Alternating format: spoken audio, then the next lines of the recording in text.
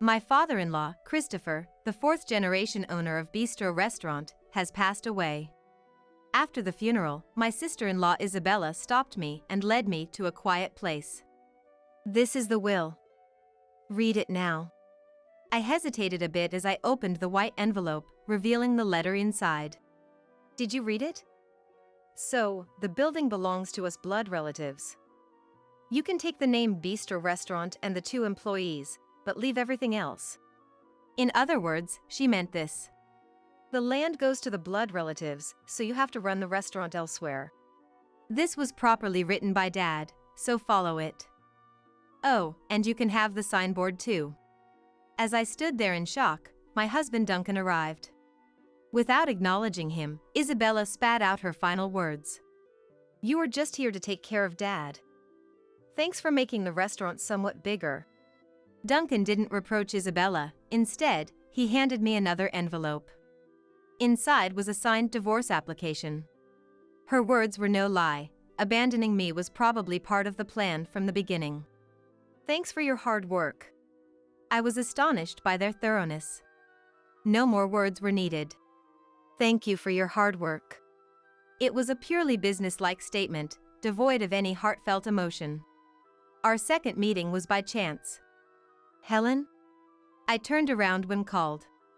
There stood Duncan, whom I had studied with in college. Duncan? Long time no see. How long had it been since we last met? What are you doing here? I'm here for work. I had some business to take care of. It was almost 10 years since we had become working adults. That meant it had been that long since I had last tasted that food. Duncan's family ran a historic restaurant, and he often invited me to eat there during our school days. How is your dad and the others doing? Are they doing well? Oh, I guess they're fine. I haven't been home recently, so I don't know. His vague response made me a little suspicious. Now that he mentioned it, what was he doing here?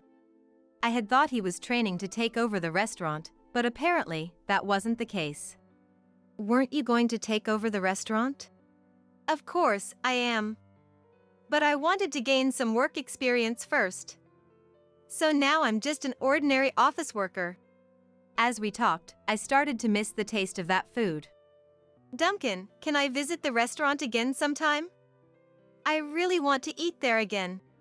Of course, you're welcome anytime. I'll go with you. I need to show my face once in a while, or who knows what they'll say. We made plans to visit. Even after 10 years, the restaurant hadn't changed at all. The grand and impressive elm signboard was still there. Inside, the stern and silent owner, Christopher, and Duncan's mom, Janet, were there to support him.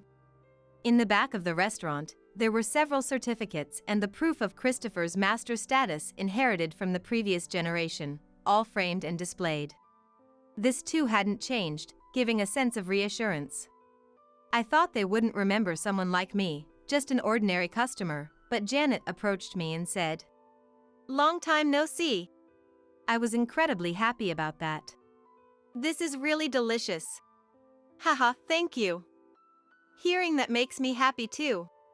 When do you plan to come back to this restaurant? Actually, I was thinking it might be soon. Dad is getting old, and I've been thinking about expanding the restaurant. I also want to help with the restaurant. What did you say?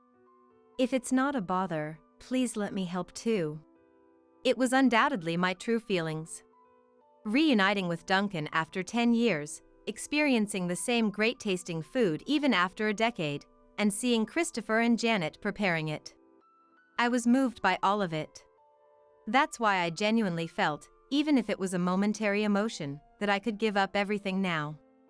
It also meant entrusting my life to Duncan. So, that means? Yes. Please, go out with me. He spoke passionately about his dreams.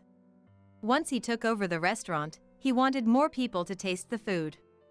I was genuinely attracted to his vision, and eventually, we ended up together. I heard this area is going to be redeveloped. Is that so?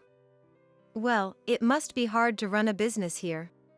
I overheard customers talking in the seating area. It was unclear whether it was just a rumor or the truth, but indeed, being far from the city, it was hard to say there were many customers. Anyway, after getting married, as I told Duncan initially, I quit my job and started working as an assistant at Bistro Restaurant. I received warm guidance from my father-in-law, Christopher, the chef, and my mother-in-law, Janet, the accounting professional, and did everything from customer service to accounting, kitchen chores, and cleaning. It was all possible thanks to the staff. I learned various things I had never encountered before from Karina, who excelled in customer service, and Elliot, who managed everything from inventory to the website. Bistro Restaurant was built on the exceptional teamwork of these four elites. I thought my job for the time being was to support them. Soon after getting married and starting to work at the restaurant, Janet fell ill. "I'm sorry, Helen. I wish I could teach you closely, but it seems difficult now." "Please don't apologize. I will try to learn as much as I can as quickly as possible." "Thank you. So, Duncan, Isabella. I'm not forcing you, but could you two help out at the restaurant now?" We had a small family meeting. Isabella, my sister-in-law, had a part-time job. I had met her several times at the restaurant, but I heard that none of her jobs lasted long, and she kept changing jobs. The reason she wasn't working at the restaurant was probably that. She responded to Mom's words. "I like my current job, so I can't help immediately. But don't worry about the future. I will manage this restaurant properly." Duncan followed her. "I can't help immediately either. But as Isabella said, we'll come back here someday." After taking in their words, Janet simply said, "I understand." It sounded as if she hadn't expected anything from the beginning. There must have been similar conversations in the past. At that moment, I realized something. These two have no intention of helping with the restaurant now. Duncan had passionately talked about the future of the restaurant that day. Now seemed like the perfect time, but he didn't choose it. Though I hadn't concluded yet, I could sense something from their inconsistent words and actions. Anyway, I couldn't rely on others forever. I quickly became part of the well-coordinated team. However, I wanted clarity due to the lack of decisiveness. That night, I talked to Duncan.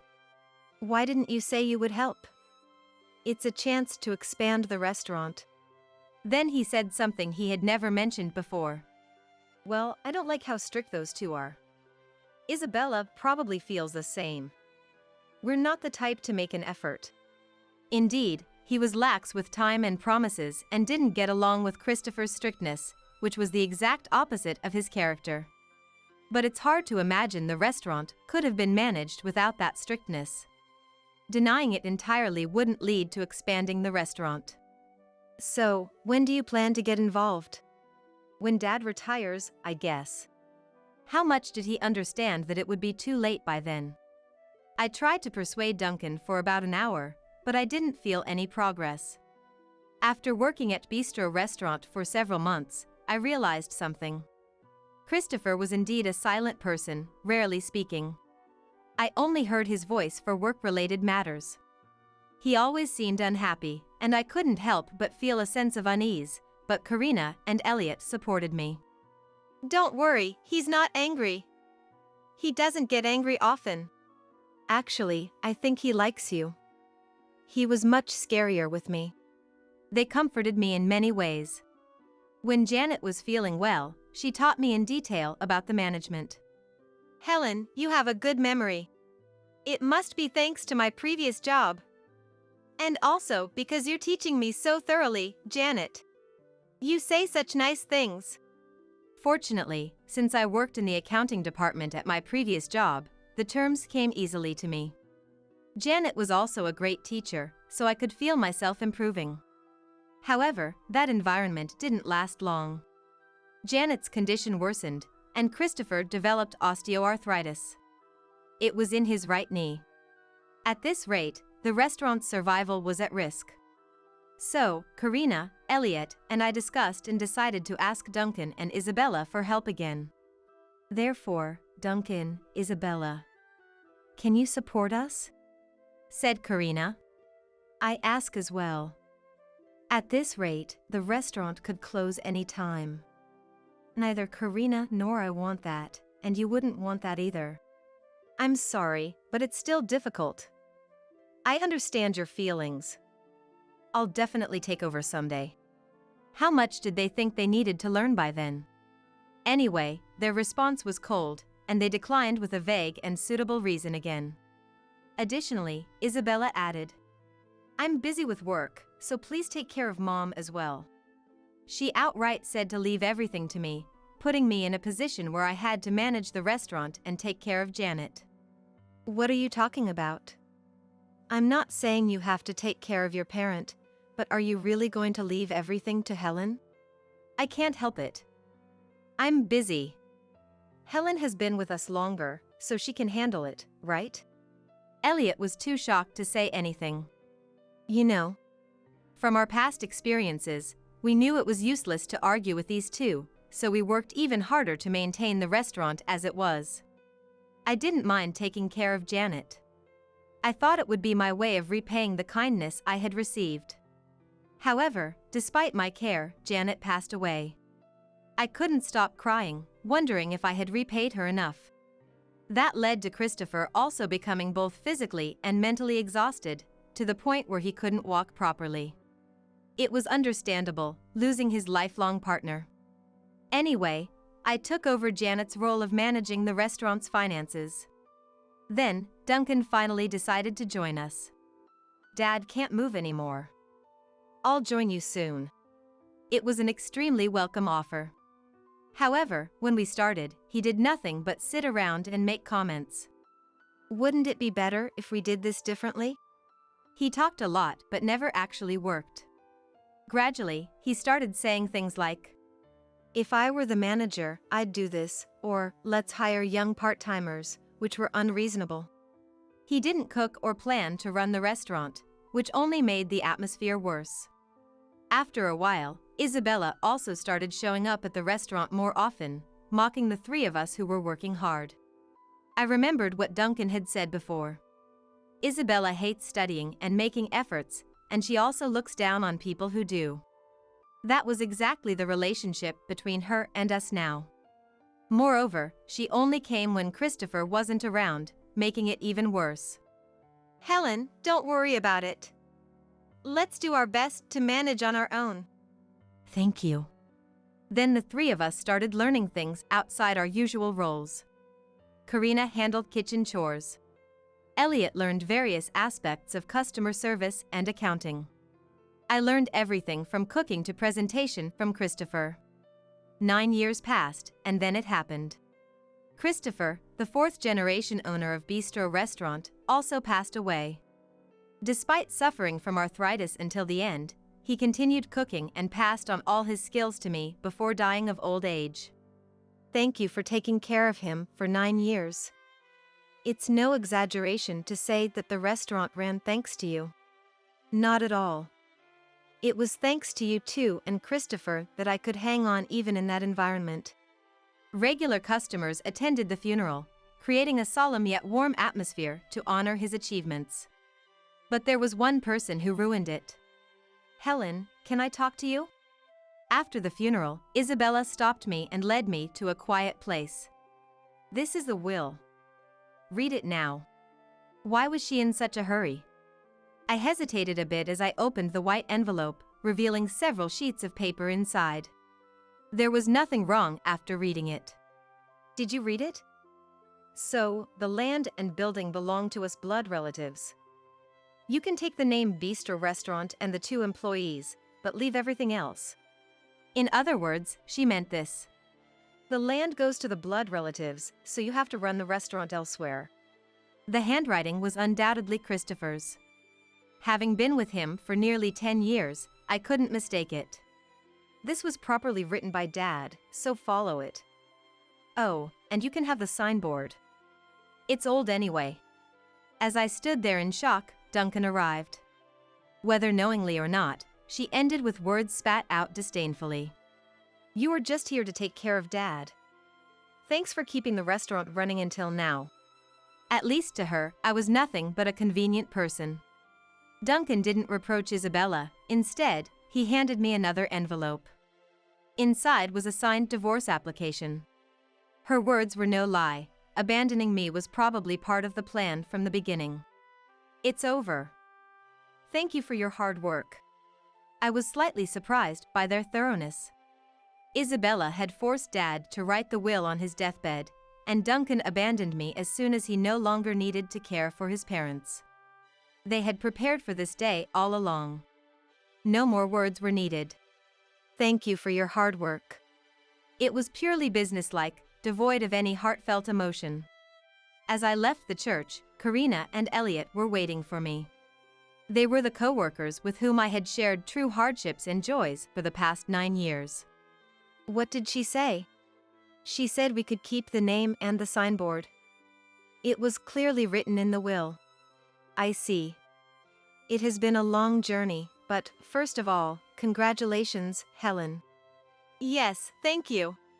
We officially learned that the town where the old bistro restaurant was located was to be redeveloped about 5 years ago. It turned out that the rumors we had heard were true. The centerpiece of the redevelopment was undoubtedly the large commercial building. There were no other buildings comparable to it in the area.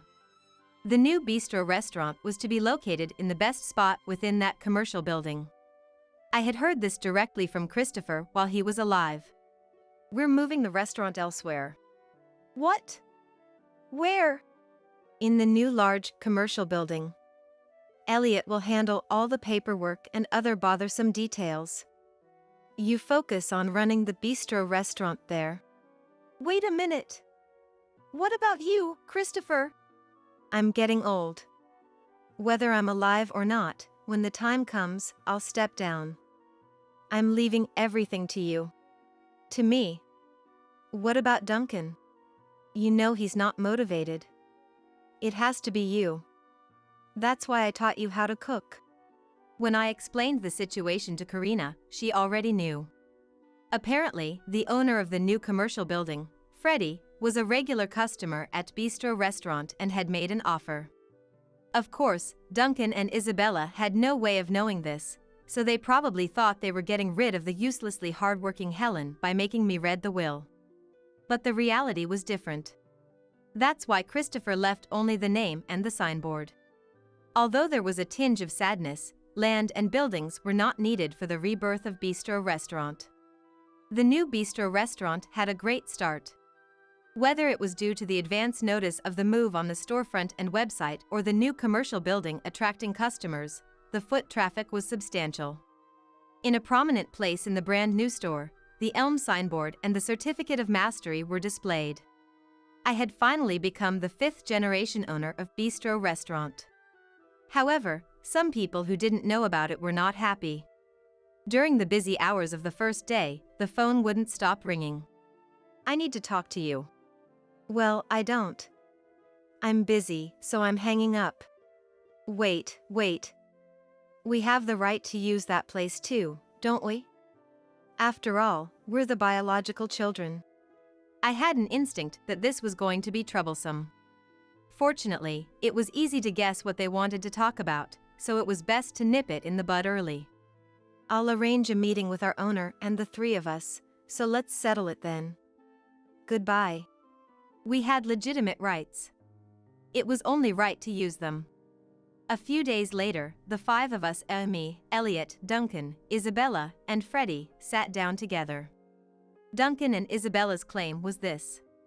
Since it was originally Dad's restaurant, we also have the right to open a store in the commercial building. What surprised me even more was Isabella's words. They stole the name and signboard of Bistro Restaurant. It was outrageously shameless. Even though they were no longer family, it was embarrassing to hear. Freddie, the owner, maintained a firm stance. After all, he was the one who had made the offer to Bistro Restaurant and had signed the contract with Christopher before his death. I also received a will. It states that the legitimate successor of Bistro Restaurant is Helen.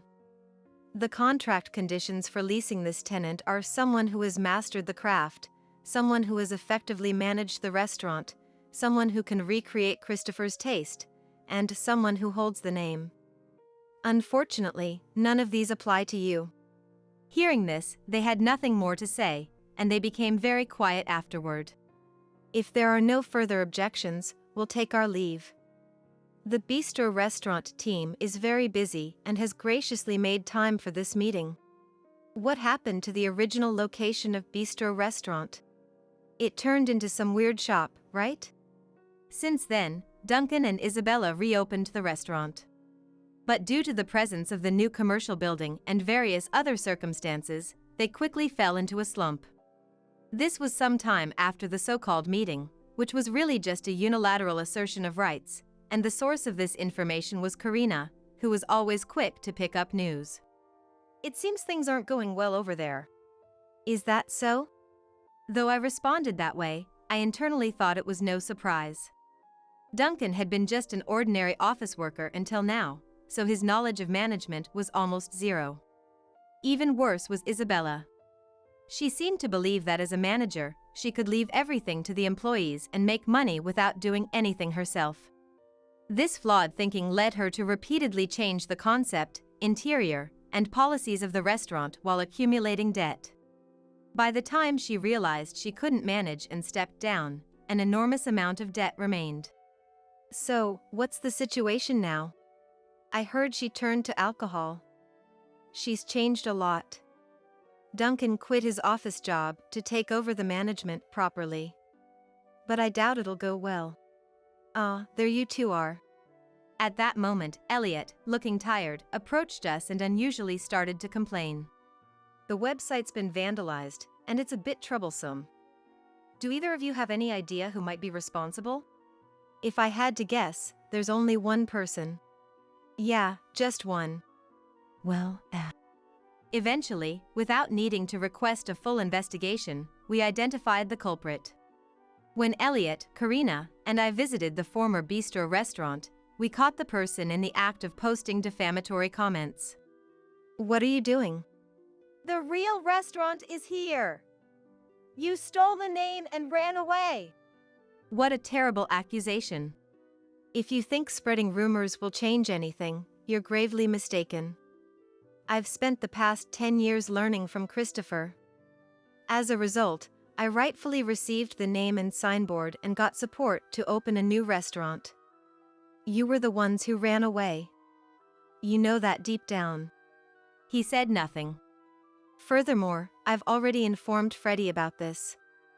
Whether it's defamation or business interference, I don't know, but you will be sued. Be prepared. Casually browsing the web, I saw a headline likely written by a reporter who had recently visited the restaurant. The content, of course, was about the former Bistro restaurant.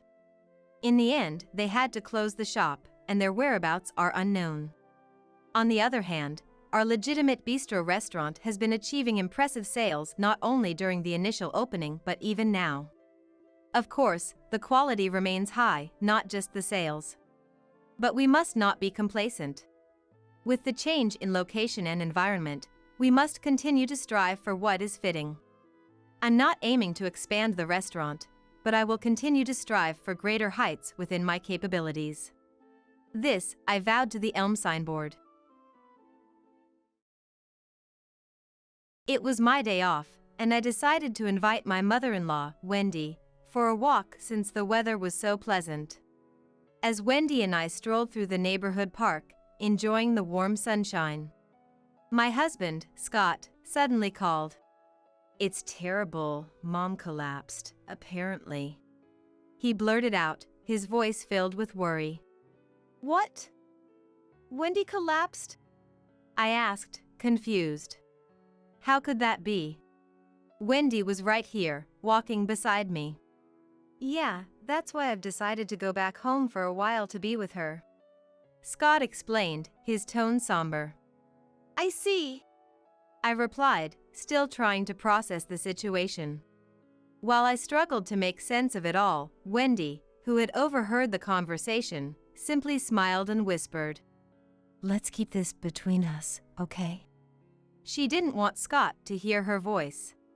Anyway, I'll be back by next Tuesday. Take care," Scott said hurriedly before ending the call. I couldn't quite grasp what was happening. A few days later, Scott finally returned home. "How was Wendy doing?" I asked, concern etched on my face. "Not too well, it seems." Scott sighed heavily as he sank into the couch, his expression grave. "The time we have left with Mom might be limited," he added, his voice barely above a whisper. "I understand." I nodded, my heart aching for my husband. Since then, Wendy and I had been in regular contact, making various preparations without Scott's knowledge. Unaware of our secret, Scott muttered, "What a predicament!" as he started fiddling with his smartphone. At that very moment, "Will you marry me?" my boyfriend asked, getting down on one knee in the middle of a fancy restaurant I never could have imagined visiting when I first arrived in New York 5 years ago. Today was the happiest day of my life. I knew in my heart that this was the man I wanted to spend my life with. It was a day I would never forget, a day I made a promise to myself. My name is Angela. I moved to this city after losing both of my parents. Growing up in the countryside, I was always aware of how freely I lived. So, when I first arrived in New York, I was overwhelmed by the towering skyscrapers and the sheer number of people, and I couldn't move for a while, frozen in awe and intimidation. However, having grown up in the countryside, I was unfamiliar with many aspects of city life. In my hometown, we never had the habit of locking the house when going out, and it was common to receive vegetables from neighbors rather than buying them ourselves. Of course, working in a company was also a new experience for me, and I made countless mistakes at first. "Angela, what kind of job did you have initially?" Scott asked as we enjoyed the lavish meal before us. "I worked as a clerk in a commercial company. There weren't many places willing to hire me," I replied, reminiscing about my early days in New York with my boyfriend, no, my now fiancé.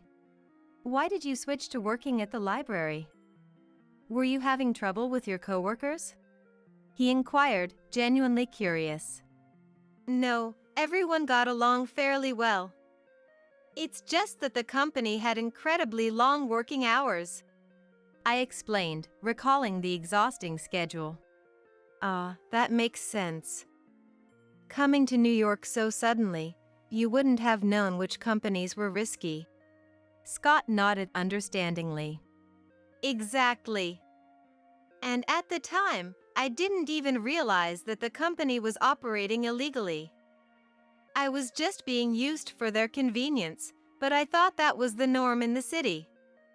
It's scary how you can get used to things like that," I confessed, reflecting on my naivety. Back then, I was desperate for any job that would hire me. With moving expenses and funeral costs, my savings were nearly depleted, and I needed to start earning money as soon as possible. Compared to my hometown, salaries in New York were higher across the board, and with the frequent subway services, I thought I'd never have trouble getting home. But reality wasn't so kind. The company I finally managed to get hired at required me to start work with the first train and leave with the last one every day. We only had a 30-minute lunch break, and going out during work hours was strictly prohibited. I was saving money, but I had no time to spend it.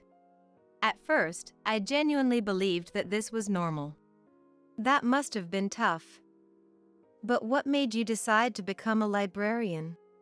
Scott asked, his eyes filled with empathy. I had actually gotten my librarian certification in college. But when I first came to New York, I gave up on the idea because the libraries were too far away. Eventually, I made the bold decision to quit my job, move to a new place, and managed to find employment at a library.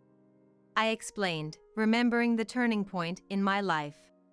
Was there a specific reason that made you quit?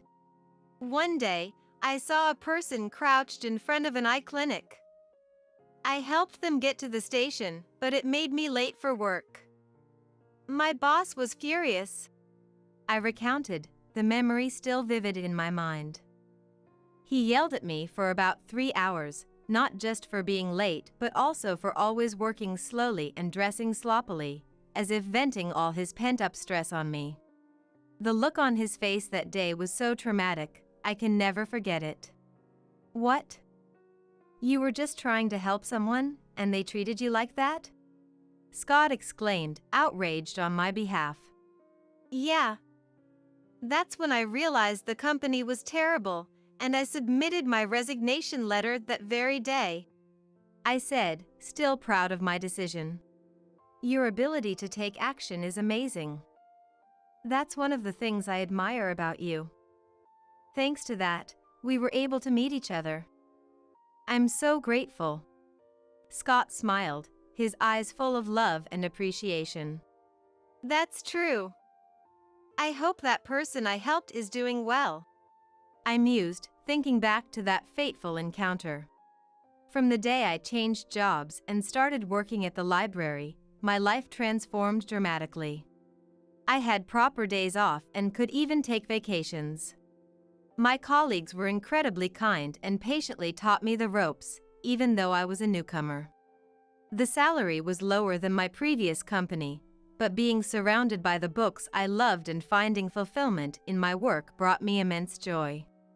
After a few dates, we officially became a couple. I'm filled with gratitude for the books that brought us together. Oh, by the way, I'd like to go and give Mom the news soon. Do you have any free days coming up? Scott asked, his eyes shining with excitement. How about next Sunday? I suggested, mentally running through my schedule. Okay.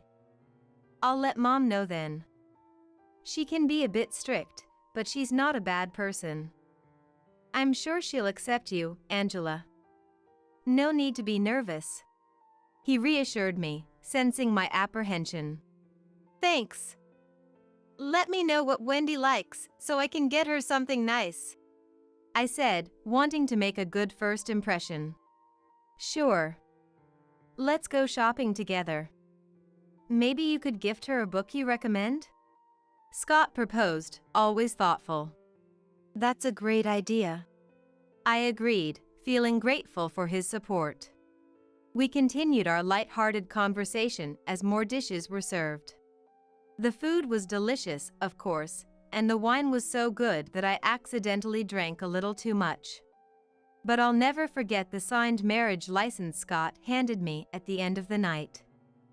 It filled me with so much joy. I wished every day could be like this forever. A few days later, it was time to visit Wendy's house. I was a little nervous, as it was our first meeting. I woke up earlier than usual and took extra care with my appearance.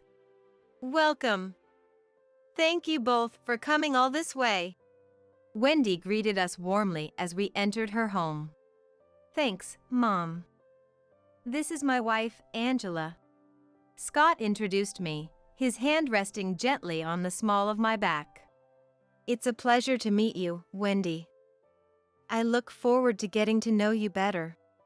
I said sincerely, wanting to start off on the right foot.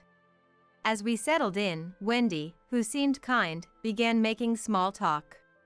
So, Angela, what do you do for work? She asked, just as I was starting to feel at ease after discussing my hometown and hobbies.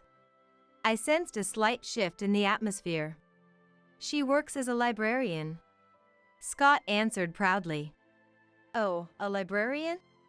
Wendy's tone held a hint of surprise. Is something wrong? He asked, picking up on her reaction. No, of course not. There's nothing wrong with that. She said quickly, but I noticed a shadow cross her face. I hadn't expected my profession to be a topic of concern, and I felt beads of sweat forming on my palms. I'll be frank with you, Angela. You know, the cost of living in New York is quite high, right? That's why I'm a little worried about your financial situation. Is this really the career you want to pursue? Wendy questioned, her words sharp but tinged with apology. I understood her worries. When thinking about the future, it made sense that she would prefer her son's wife to have a higher-paying job. Yes, I have no intention of changing careers, I replied firmly, despite my nerves. I knew I had to convey my thoughts to Wendy here and now. It was scary, but she was Scott's mom. Surely, she would understand. With that belief, I held my ground and answered confidently. I used to work for an illegal company, but I made the decision to change jobs and become a librarian. I believe that through books, I can bring happiness to people. It's the first time I've found a career that feels so fulfilling. That's right, Mom. Angela and I met at the library where she works. It's like books brought us together. Don't worry about money, I'll handle that. Scott chimed in, supporting my stance. I take great pride in this job. If we ever face financial difficulties, I'm prepared to take on part-time work or whatever is necessary. That's how much I want to continue in this profession, I stated, my voice a little stronger than intended, but I wanted to express my thoughts honestly. Wendy nodded slowly, her expression still somewhat troubled. I see. Angela, I lost my husband and raised Scott on my own. I can't easily give my blessing to this marriage. So, I want you to prove to me, little by little, that you're a respectable person, she said. Of course, Wendy, I replied with a big smile, my voice filled with confidence. The tension in the room dissipated instantly, and normal conversation resumed. Finally able to relax, both Scott and I breathed a sigh of relief. The more we talked, the more I realized that Wendy was a family-oriented, kind-hearted person. Although Wendy's house was a bit far and we wouldn't be living together, I was determined to build a good relationship with her. For the past 15 years, I've been regularly visiting Wendy's house, just as I declared I would. While my first impression of Wendy was that she was strict every time I brought a book I had chosen, she would happily share her thoughts on it. Before I knew it, we were holding regular book club meetings over coffee. As a book lover, it was the perfect way to unwind, and I was thrilled to participate since it allowed me to grow closer to Wendy. I must remember to thank Scott for suggesting I recommend books to her. However, lately, I haven't been able to talk much with Scott. At first, our married life was blissfully happy, like a dream come true. Scott, who was kind and thoughtful, was the ideal husband, helping me forget the loneliness of losing my parents. He assisted with household chores and surprised me with bouquets on our anniversaries. Every day was filled with joy, but in recent years, there's no trace of that anymore. It's natural for the initial freshness to fade after so many years, but Scott's slovenly side has become more noticeable. We used to do laundry and housework together, but now he leaves everything to me. He doesn't even put clothes in the washing machine properly, and his socks are always inside out. When I pointed out, it's a hassle. If you have a problem with it, do it yourself, he said. He stopped cleaning up his own dishes, refuses to improve his eating habits despite the doctor's warnings, and complains about the healthy meals I prepare. Scott, don't you think your attitude is a bit too cold? I sigh, looking at the leftover food on his plate today. It's a menu I designed specifically for him, as he's prone to iron and calcium deficiencies. He used to praise my cooking, saying it was delicious, but now... Really? He replied, sounding disinterested. You come home late, and you don't even eat the meals I prepare properly, I pointed out, my frustration growing. What are you trying to say? He asked, his tone defensive. Do you think I'm your housekeeper or something? I questioned, lowering my voice a little.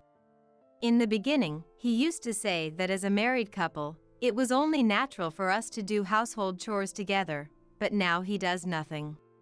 Yet, if there's a day when I don't make dinner, he gets angry and storms out. Having to do housework while constantly worrying about Scott's mood was becoming quite stressful. I was fed up with it. I don't think that at all, he claimed. Then what's with your attitude lately? I'm not your maid, you know, I retorted. You think I see you that way? That's ridiculous. I'm trying to show you affection, but if you can't see that, then fine, he said, his words dripping with exasperation. Affection? I don't feel that from you at all, I shot back. What about you? It's because of my salary that you get to live in such a nice house, isn't it? Stop complaining, he snapped before retreating to his room. I sank to my knees, taking deep breaths to try and suppress the emotions welling up inside me. This kind of thing happens over and over again. Whenever I point something out, he twists the conversation to make it seem like I'm the one at fault. We don't even sleep in the same bed anymore. Swallowing the word painful, I start cleaning up the leftover food. I wish my exhaustion could flow away with the running water. With that thought in mind, I washed the dishes alone, feeling utterly lonely. A few days later.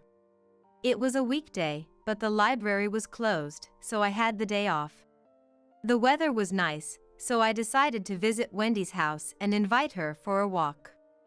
Wendy agreed, and as we strolled through a nearby park, enjoying the pleasant sunshine, my phone rang.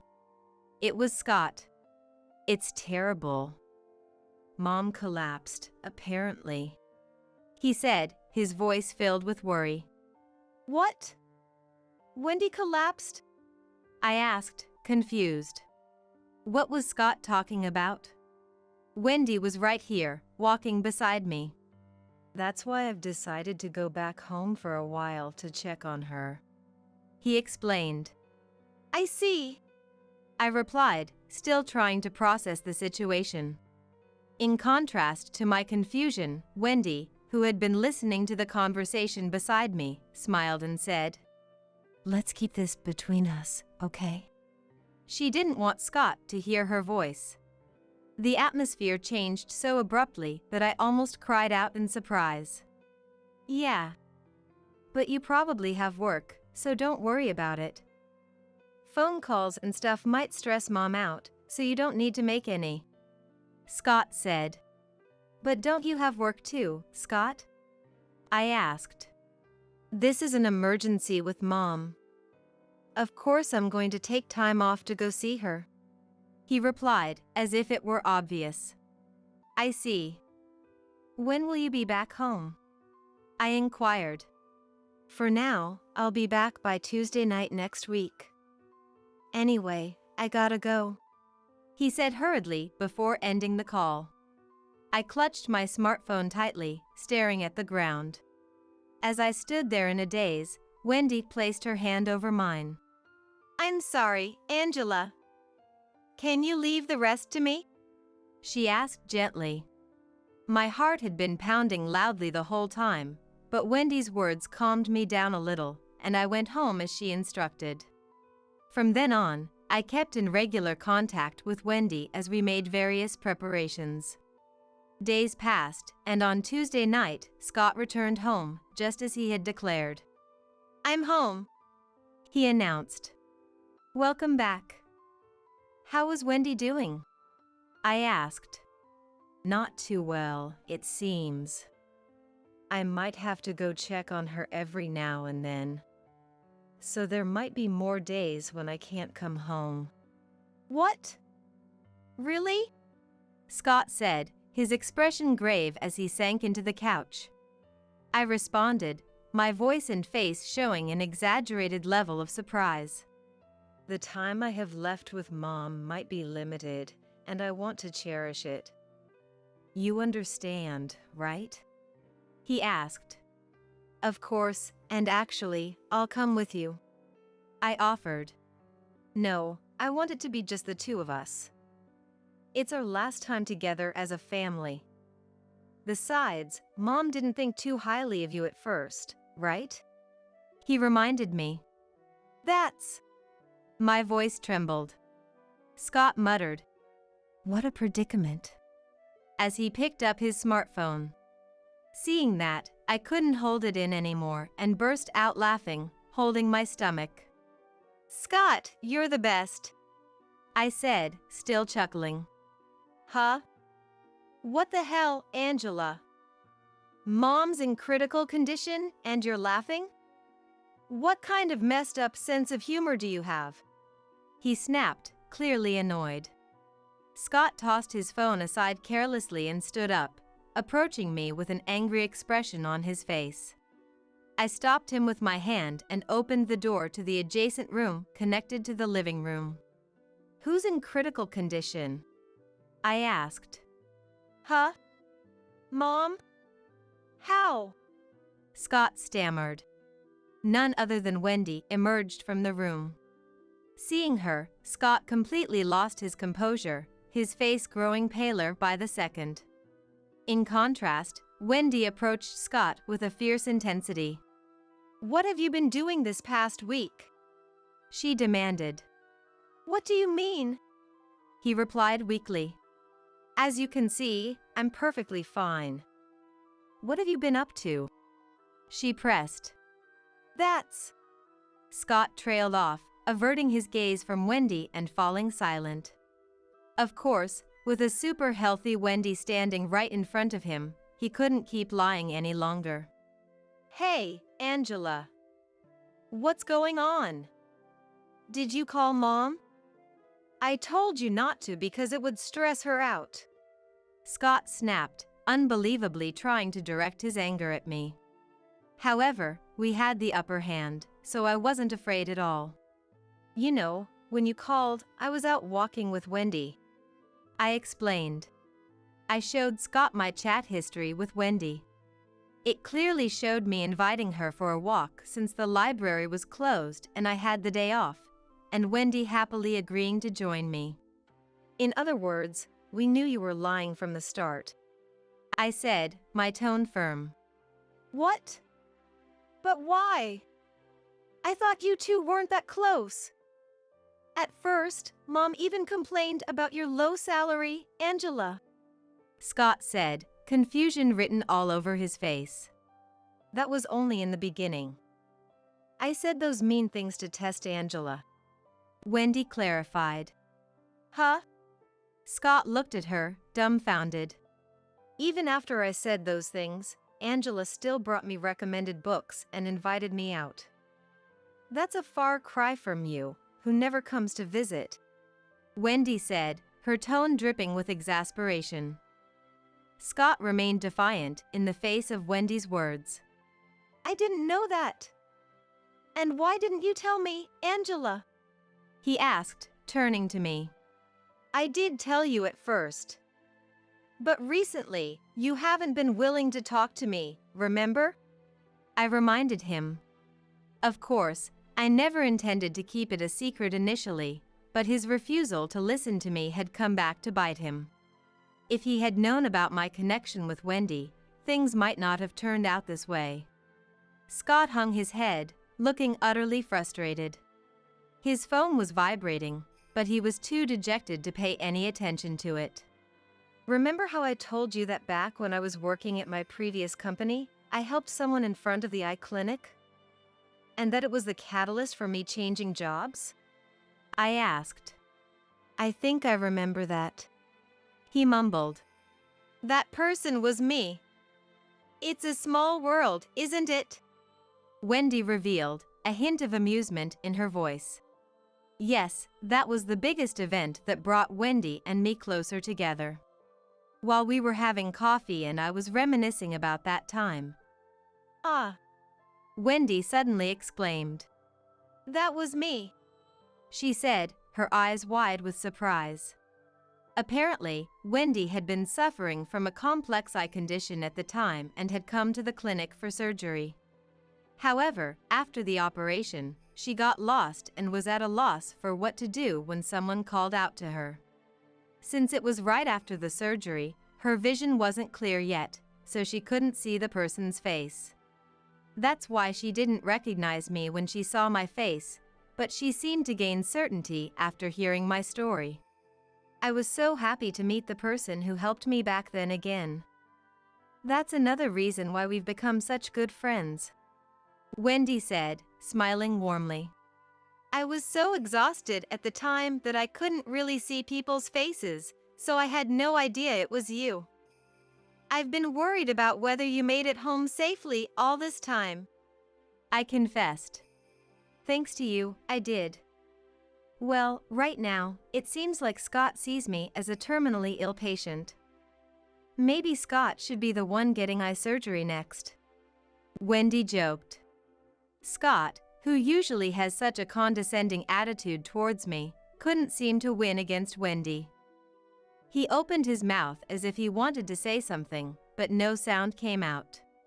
At that moment, the door leading to the adjacent room opened again, and a woman's voice called out. Scott.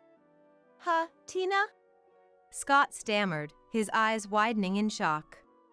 Good evening. It's been a day, hasn't it? Tina said, smiling sadly as she faced Scott. Tina was a little younger than me, with well-defined features and a slender figure that looked great in her floral dress. Seeing her shoulders tremble slightly, I felt a strong urge to protect her. I could understand a little why Scott might have fallen for her. Why is Tina here? Scott asked, his voice shaking. After we parted ways yesterday, I went home and found these people there. They told me everything. You were married, weren't you? Tina said, her tone a mix of hurt and accusation. How did you find out? Scott mumbled, avoiding eye contact. I hired a private investigator to look into everything. Over the past week, Wendy explained. A week ago, right after I hung up on Scott's call, Wendy sent me home and immediately headed to a detective agency. She told them she wanted them to investigate her son's infidelity right away, no matter how much it cost. As a result, evidence was quickly gathered, and they were able to identify Tina's home and contact her. Scott, you got along well with my parents too, didn't you? My mom and dad are furious.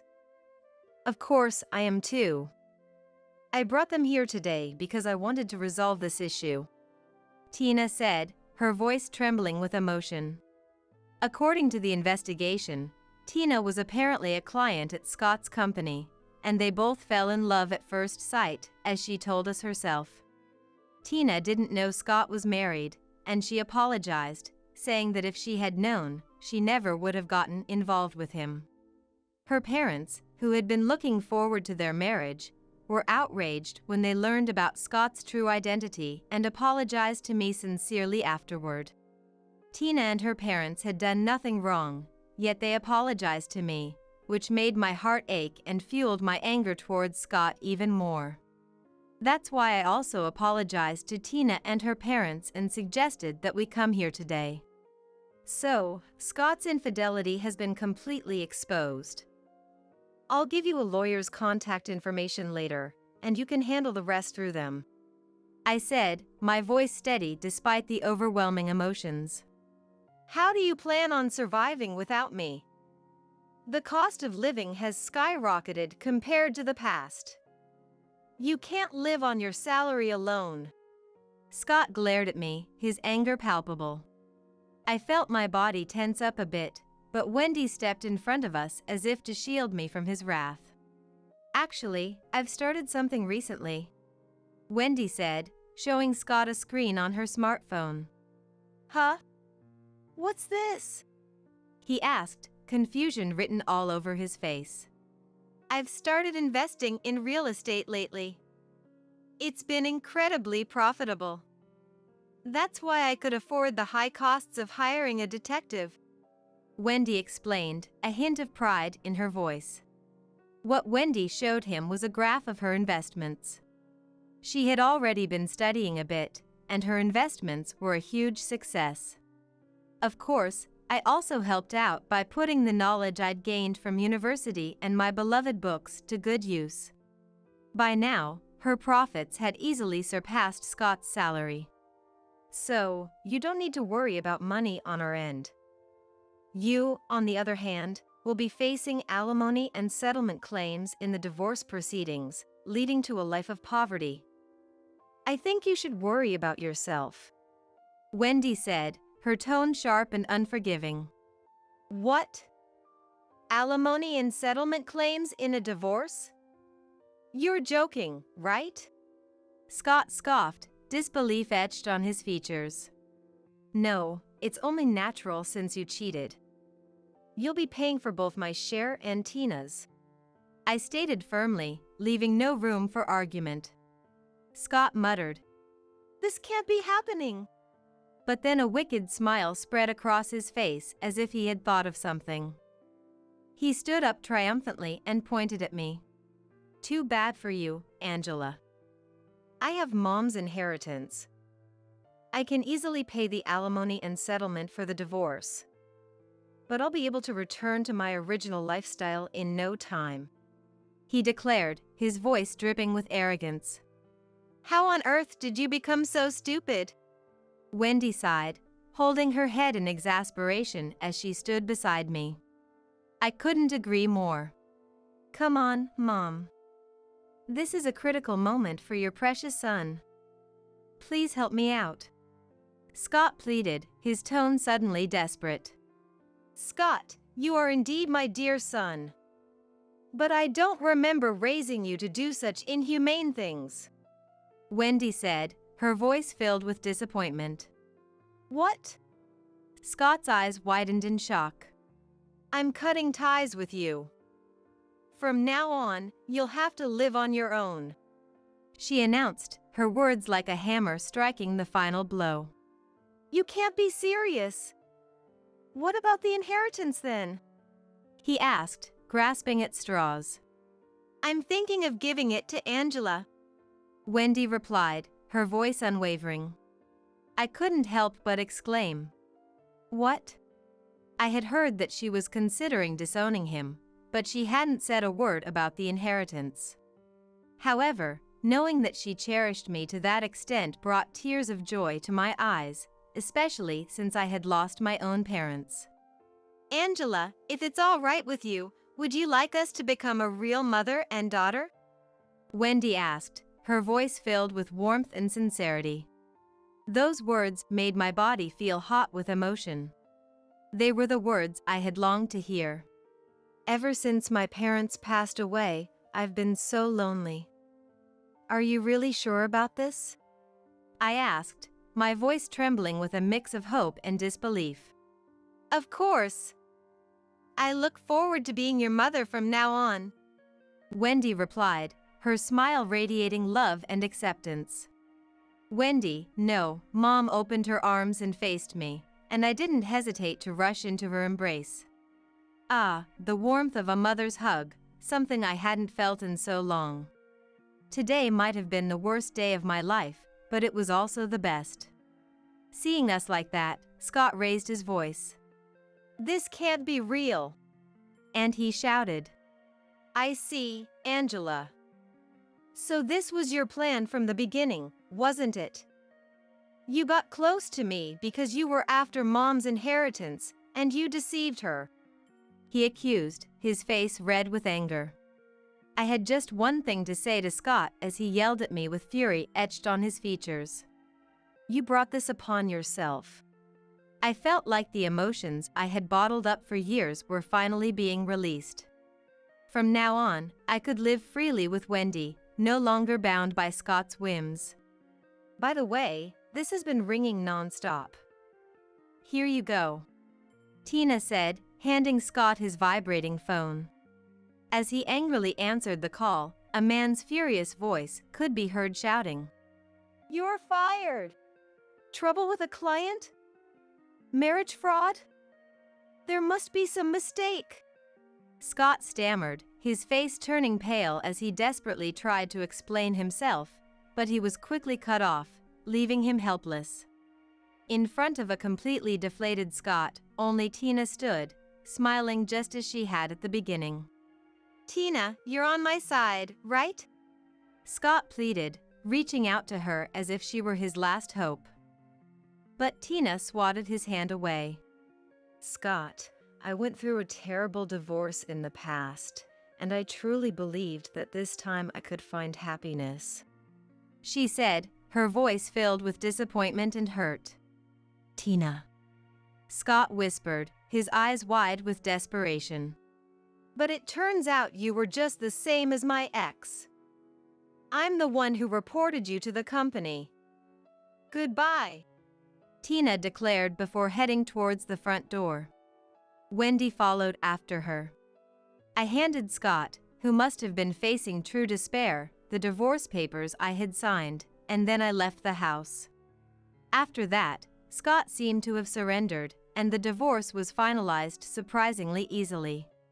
After receiving a hefty alimony payment from the divorce settlement, Wendy and I moved into an apartment to avoid any potential attacks from Scott.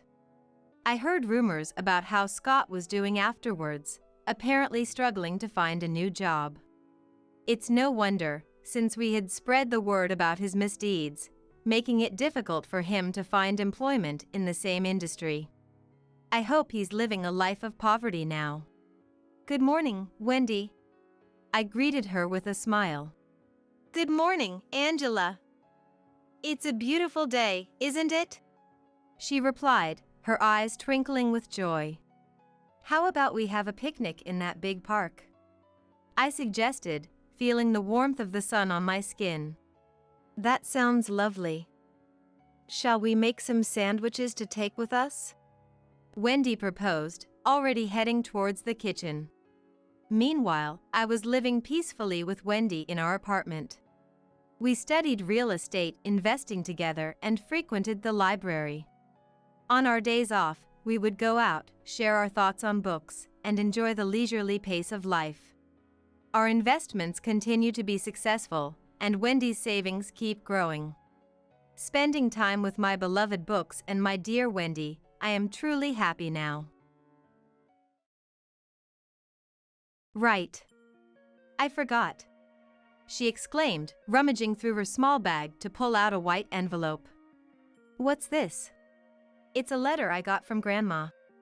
She told me to read it in secret, away from Caleb. I took the letter from Scarlett. Just then, my sister arrived to pick Scarlett up, and I handed her over. After saying goodbye to Scarlett, I quietly opened the letter. Glancing over it casually, I was shocked. What? You're kidding, right? The content was hard to believe.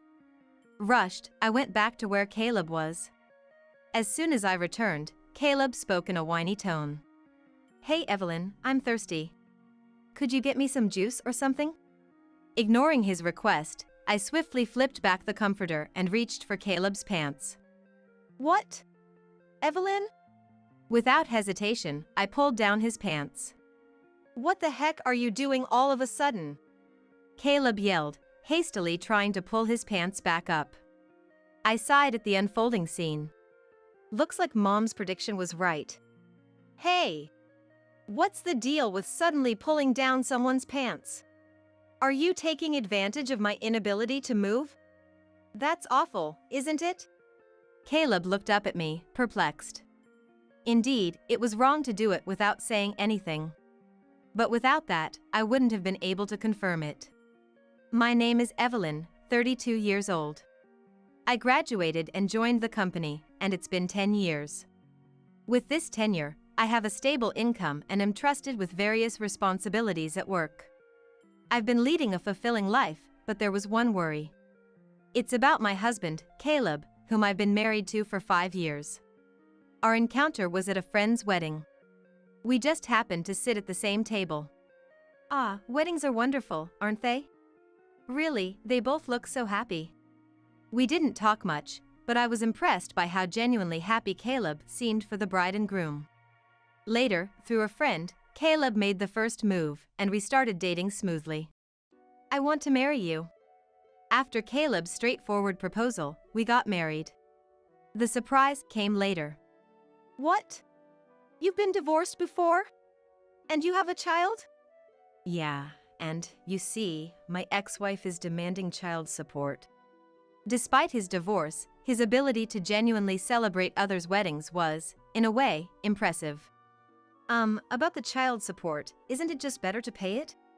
That's part of being a father, right? No, the thing is, I'm out of money this month. What? I had a sneaking suspicion that Caleb's income wasn't great. But I never imagined I'd end up paying child support for a child I didn't know with my salary. I rushed into marriage. I didn't regret marrying him, to be honest. But the real issue was Caleb's carelessness with money and his failure to see the problem. I quit my job again. He'd say with a nonchalant smile, time and time again. You quit. What are we going to do now? It'll be fine. You're working too, Evelyn. We'll manage somehow. He was the definition of relying on others. I didn't want him to depend on my money. Did he marry me for my money? I sometimes wondered. But putting money aside, Caleb wasn't a bad husband. He was a bit unconventional, but that was what made life exciting and fun. Feeling like something sweet. Want to hit the convenience store? Now? Yeah. On a weekday night, on a whim, we'd end up at the convenience store, just for sweets. All right. I'm not sleeping until I beat this game tonight. Okay. Sometimes I'd end up pulling an all-nighter with him over a game. It was honestly tough at our age, but I didn't dislike his spirit. That's why I couldn't leave Caleb, despite his financial irresponsibility and job instability. He wasn't cheating, at least. I thought as I let things slide, and before I knew it, here we were.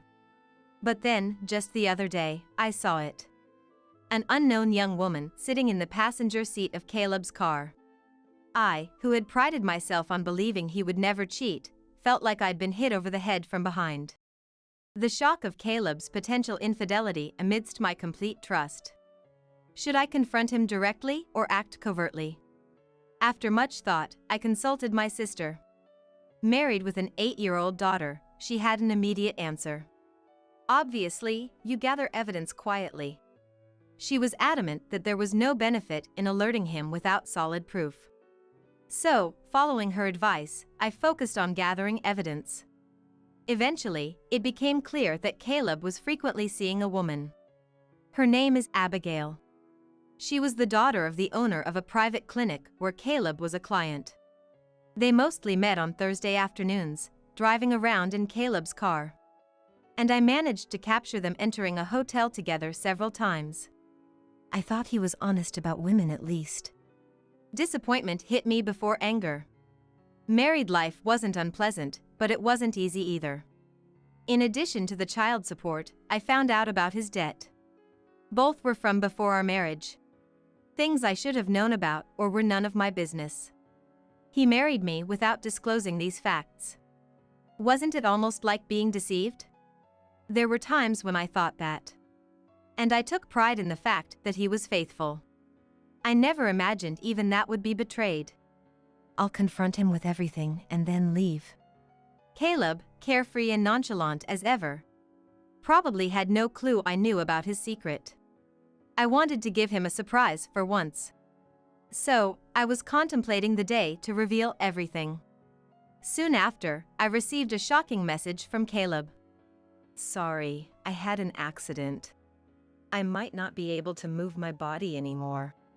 I left work immediately and rushed to the hospital Caleb had mentioned. It was the clinic owned by Abigail's father. Feeling faint-hearted, I even called my mother to come with me. Are you Caleb's wife? Please, this way. I never imagined meeting this person under such circumstances. The one guiding us at the reception was Caleb's affair partner, Abigail. I had seen her face several times from behind or in profile over the past few months, but facing her directly like this felt surreal. Led to the room, I found Caleb lying in the bed. Caleb! Oh, Evelyn. You came. His voice and expression seemed good. My mother and I exchanged a relieved look. The message had startled us, But he seemed to have only minor injuries. What a relief, I thought. But then, the doctor's next words left me speechless. There's a high possibility that Caleb has become hemiplegic. Hemiplegic? It means, in Caleb's case, the right half of his body might not move anymore. Is there no chance of recovery? The doctor closed his eyes as if in deep thought. It's difficult. Then said. I found myself sobbing uncontrollably, supported by my mother. After calming down a bit, Caleb began to speak hesitantly. This hospital, because of its facilities, can't accommodate long-term patients, so I'll be sent home. But what about thorough examinations? Your right side isn't moving, right? There could be other reasons. Well, I'm tired from the accident today. We'll revisit this. Caleb's words, somewhat hesitant, worried me, but I didn't want to push him. Reluctantly, I had my mother help me take Caleb back to our apartment. After laying Caleb in bed, I went out to the entrance to see off my mother. Sorry for the sudden call today. Thank you. It's okay. But it seems the timing to confront him about the affair has vanished. Indeed. What will you do now? If Caleb is truly hemiplegic, I can't abandon him just because he cheated. I'll think about it. Remember, you're the most important to me. It seemed like my mother was advising me not to sacrifice myself for Caleb. Thanks. She seemed to want to say more, but left with a complex expression on her face. The next day, my life caring for Caleb began. Although he was hemiplegic, the other side of his body worked, so the need for care was less than I expected. However, soon, taking care of Caleb's mental health as he couldn't go outside became more challenging. I'm just so bored. Surprisingly, he didn't complain much about his immobility, but his frustration seemed to stem from boredom. He would summon me frequently for trivial things, like wanting juice or needing his back scratched. These were minor tasks, but the constant demands wore me down. During such moments, my sister's daughter, my niece Scarlett, suddenly decided to visit our home. Scarlett and Caleb hardly know each other. Why she would visit under these circumstances was initially a mystery to me. When I asked my sister why, her reply was nonchalant. Obviously, because I am worried about you. Even Scarlett at 8 years old is concerned about you. That's sweet of Scarlett. I'd join if I could, but I'm swamped with work, and it's all I can do to arrange transportation. Mom seems busy too, but at least with Scarlett around, Caleb won't be able to throw tantrums in front of a child. Her prediction was spot on. With Scarlett present, perhaps due to his male pride or just plain embarrassment, Caleb drastically reduced how often he called for me. This gave me a chance to chat with Scarlett about school life, the latest elementary school trends, and all sorts of girl talk. But why does enjoyable time always fly by so quickly? As evening approached, it was time for Scarlett to leave. My sister called to pick her up, and though it was hard to part, it was time to say goodbye to Scarlett. Okay, Scarlett. Your mother will be here soon, so let's wait outside. Okay. As we headed to the entrance, feeling the reluctance, Scarlett suddenly seemed to remember something. Right. I forgot. She rummaged through her small bag and pulled out a white envelope. What's this? It's a letter I got from Grandma. She told me to read it in secret, away from Caleb. From Mom? Thank you. I received the letter from Scarlett. Right then, my sister arrived to pick Scarlett up, so I handed her over. After seeing Scarlett off, I quietly looked inside the envelope. It wasn't mailed but delivered through Scarlett, which seemed overly cautious. What could it contain? I casually read through and was stunned. What? You're kidding, right? The content was too astonishing to believe immediately. But my mother wouldn't fabricate such a lie. If this is true, I need to verify it. I hurried back to Caleb. As soon as I returned, Caleb spoke in a coddling tone. Did Scarlett leave? Yes, my sister just picked her up. Got it. Hey Evelyn, I'm thirsty. Wake me up and get me some juice or something. Ignoring his request, I swiftly pulled back the comforter and reached for Caleb's pants. What? Evelyn? Without hesitation, I pulled his pants down. What are you doing all of a sudden? Caleb yelled, frantically trying to pull his pants back up. I sighed at the scene unfolding before me. It seems Mom was right. Hey! What's the deal with suddenly pulling down someone's pants? Are you taking advantage of my inability to move? That's awful, isn't it? Caleb looked up at me, bewildered. Indeed, doing it without saying anything was wrong. But I wouldn't have been able to confirm it otherwise. Hey!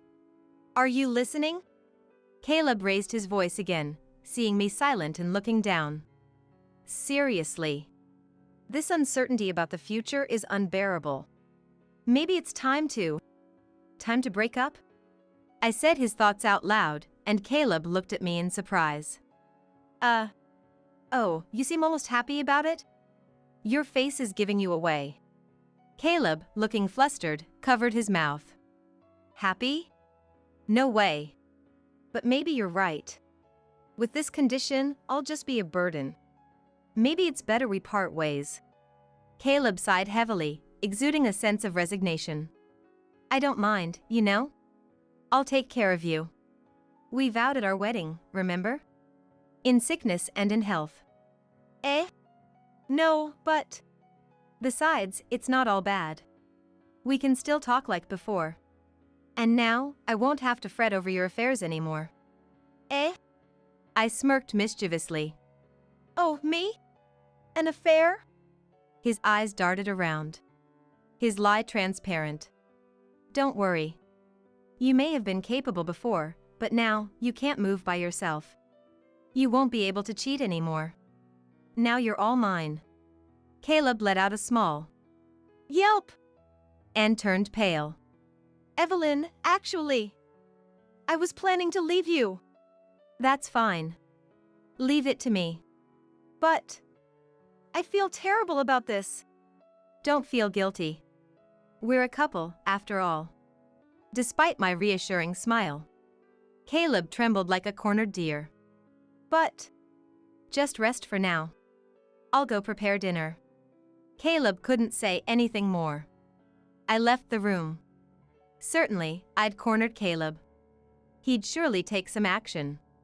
I had believed Caleb was truly hemiplegic. It was the clinic of Abigail's father. I wanted to have it checked at a larger hospital, but Caleb resisted, so it never happened. Now I understand why he was so reluctant about hospitals and treatment. Immediately after leaving the room, I listened at the door.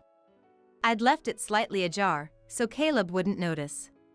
I couldn't see inside, but I could hear everything Caleb did. Help! I'm in trouble! Soon, I heard him speaking to someone. He was on the phone. Speaking softly, perhaps wary of me. That's what she said. Before bringing up divorce, she insisted we won't separate. What should I do? Escape? Impossible. I'm too scared. She must know about you and me. She's unusually persistent about infidelity. She must know already. I heard it all. Now it was clear.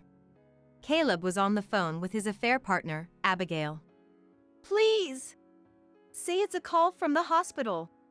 Get me admitted somewhere else, any hospital. Otherwise, I don't know what Evelyn might do. As Caleb pleaded with the person on the phone, I knocked on the door. Caleb? Are you on the phone? May I come in? Oh! I'll hang up now. After waiting a moment, I entered to find Caleb looking paler than before, lying in bed. You look worse than before. Are you okay? Oh, I'm fine. Well, maybe not. Can you take me to the hospital? Of course, that sounds serious. I'll contact the hospital right away. Ah, thank you. He looked genuinely relieved. Thinking this was his ticket out. He's sorely mistaken. The real game is just beginning. I'll expose everything about Caleb and Abigail at the hospital. Upon arrival, Abigail greeted us. Caleb. Are you okay? Abigail. Thanks. I'm feeling a bit off. After what happened, it's understandable. Abigail smiled knowingly and looked at Caleb tenderly. Can I rest for a bit? I might even need to be admitted. He's not even a doctor to be making such decisions. But Abigail nodded understandingly and led us to a private room. We don't usually do admissions, but my father will come to check on you when he's available. Please wait here until then. About half an hour later, Abigail returned with a doctor. I had met him before. He's the clinic's director, Abigail's father. You're feeling unwell? Yes. Their exchange of glances was awkward. As Abigail's father raised his stethoscope to his ears, I raised my hand. Let's cut the act, shall we? What? Caleb, Abigail, and her father. All froze, except for me. Evelyn, what are you suddenly saying? Ignoring Caleb's protest, I grabbed his pants like before and yanked them down forcefully. Whoa! What are you doing? Stop it! Caleb scrambled to pull his pants back up. As I said before, something's off, right? Are you worried that if I become hemiplegic and useless as a man? I see. You were only after my body. I'm disappointed. Caleb pretended to be upset, not noticing the expressions of the others in the room. After your body? Unfortunately, I'm not as lewd as you guys. What did you say? You still haven't realized? Realized what? As Caleb tilted his head, Abigail whispered in his ear. Finally understanding, Caleb's eyes widened in shock. No, this is, well, that. Hemiplegic? You moved too quickly for that. Everything's been exposed. Why keep up this poor act? The letter from my mother had only a few lines. I've looked into it, and there's a high chance Caleb's hemiplegia is an act, perhaps a lie to leave Evelyn? Maybe try pulling down his pants to see his reaction? Following my mother's advice led to this revelation. In a panic, Caleb, who was supposedly unable to move his right hand, easily pulled up his pants. So it was all an act from the start. No, that's not. Explain everything. Sweating profusely, Caleb complied. The day of the accident, the person riding next to Caleb in the car was Abigail. They were in the midst of an affair. The injuries were minor for both of us, but the car was badly damaged. I thought if the police got involved, Evelyn would find out. So I figured if I pretended to be severely injured, I could cover it up. The absurdity of it all left me speechless. Did you think you could keep up such a ridiculous life forever? No, well. Or was it all to hide your affair? That's not it. Before Caleb could respond, Abigail interrupted. Caleb was just trying to spare you the pain of a breakup. After all, finding out about an affair during a drive would be humiliating. So he told a kind lie about being hemiplegia, hoping for a smooth separation. Kind? How is cheating with someone much younger than himself, and then lying about it, kind? Stop it. Our love is real. Abigail said this proudly, but Caleb, shrinking in the background, looked like his elaborate lie had caught up to him. Is that so? Then you should have been upfront about it. Right, Abigail's father? Abigail's father flinched. His forehead glistened with more sweat than Caleb's. Well. The moment I realized the hemiplegia was a lie, I had a lot to say to you. Me? What might that be? Abigail's father looked at me with a forced smile. Perhaps he couldn't abandon his daughter. I felt sorry for him, but as a doctor, he did something he shouldn't have done. I guess you just listened to your daughters, please, but how did you feel watching me break down in tears? Don't you have any professional pride? Wasn't it empty to go as far as forging a medical report? Abigail's father seemed to catch his breath. He began to speak, carefully choosing his words. That wasn't forgery. It was a diagnostic error. How could such an obviously healthy man be mistakenly diagnosed as hemiplegia? He probably wanted to insist it was a mistake, not malicious forgery. Well, as for me, it doesn't really matter. Fortunately, I have relatives in both the medical and legal fields, so I'll be consulting with them. What? You can't. Abigail's father's complexion changed. Understandably so. For a private practitioner, reputation and client reviews are crucial. If it became known that he dirtied his hands as a doctor just to unite his daughter with her affair partner, the clinic's reputation would undoubtedly hit rock bottom. Please, have mercy. There's no mercy here. I'll have my lawyer discuss the details with you later. Since Caleb seems to be in good health, please go back to your duties. He was hardly in the state of mind for work, but it was true that other patients were waiting. The calls of the nurses had been audible for a while. Yet, Abigail's father, who had been reluctant to leave, was finally forced out by me, barely able to walk, and exited the room. That left Abigail, Caleb, and me. In the silent room, I reconsidered the situation. On the day of the accident, Caleb was with Abigail, engaged in their affair. Right after the accident, given the proximity to the scene, they sought medical attention at Abigail's father's clinic. Perhaps it was then that Abigail conceived the idea. Could she keep Caleb for herself this way? It's unclear if Caleb had contemplated divorce, but it's unlikely all this was just to conceal an affair. It's more probable that Abigail persuaded him. For Caleb, who always wanted to quit his job, the allure of a doctor's daughter, a sign of wealth, was irresistible. Moreover, claiming hemiplegia would serve as an excuse to leave his job. He probably thought that if he used this as a pretext to break up before the affair was exposed, everything would neatly resolve. But that was a flawed plan from the start. I knew about their affair even before Caleb's accident. Though I lost the opportunity to confront them amidst the confusion of the accident, now that their lies were exposed, I had all the leverage. There was plenty of evidence. Well then. I looked slowly at the two of them. Caleb was sitting on the bed, and Abigail stood beside him. Regarding what comes next, I want a divorce.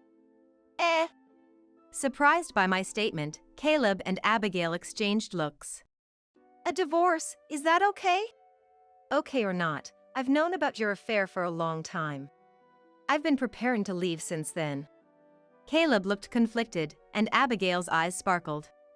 So Caleb and I can be together. We don't have to meet in secret anymore. Despite their bold meetings, it seemed they had been trying to keep it discreet. Yes, after we divorce, you're free to do as you please. However, there are conditions for the divorce. Conditions? Abigail frowned in confusion. Yes, don't worry, it's nothing serious. First, I'll be seeking compensation from both Caleb and Abigail. Additionally, there will be no division of assets. I'll be keeping all the savings.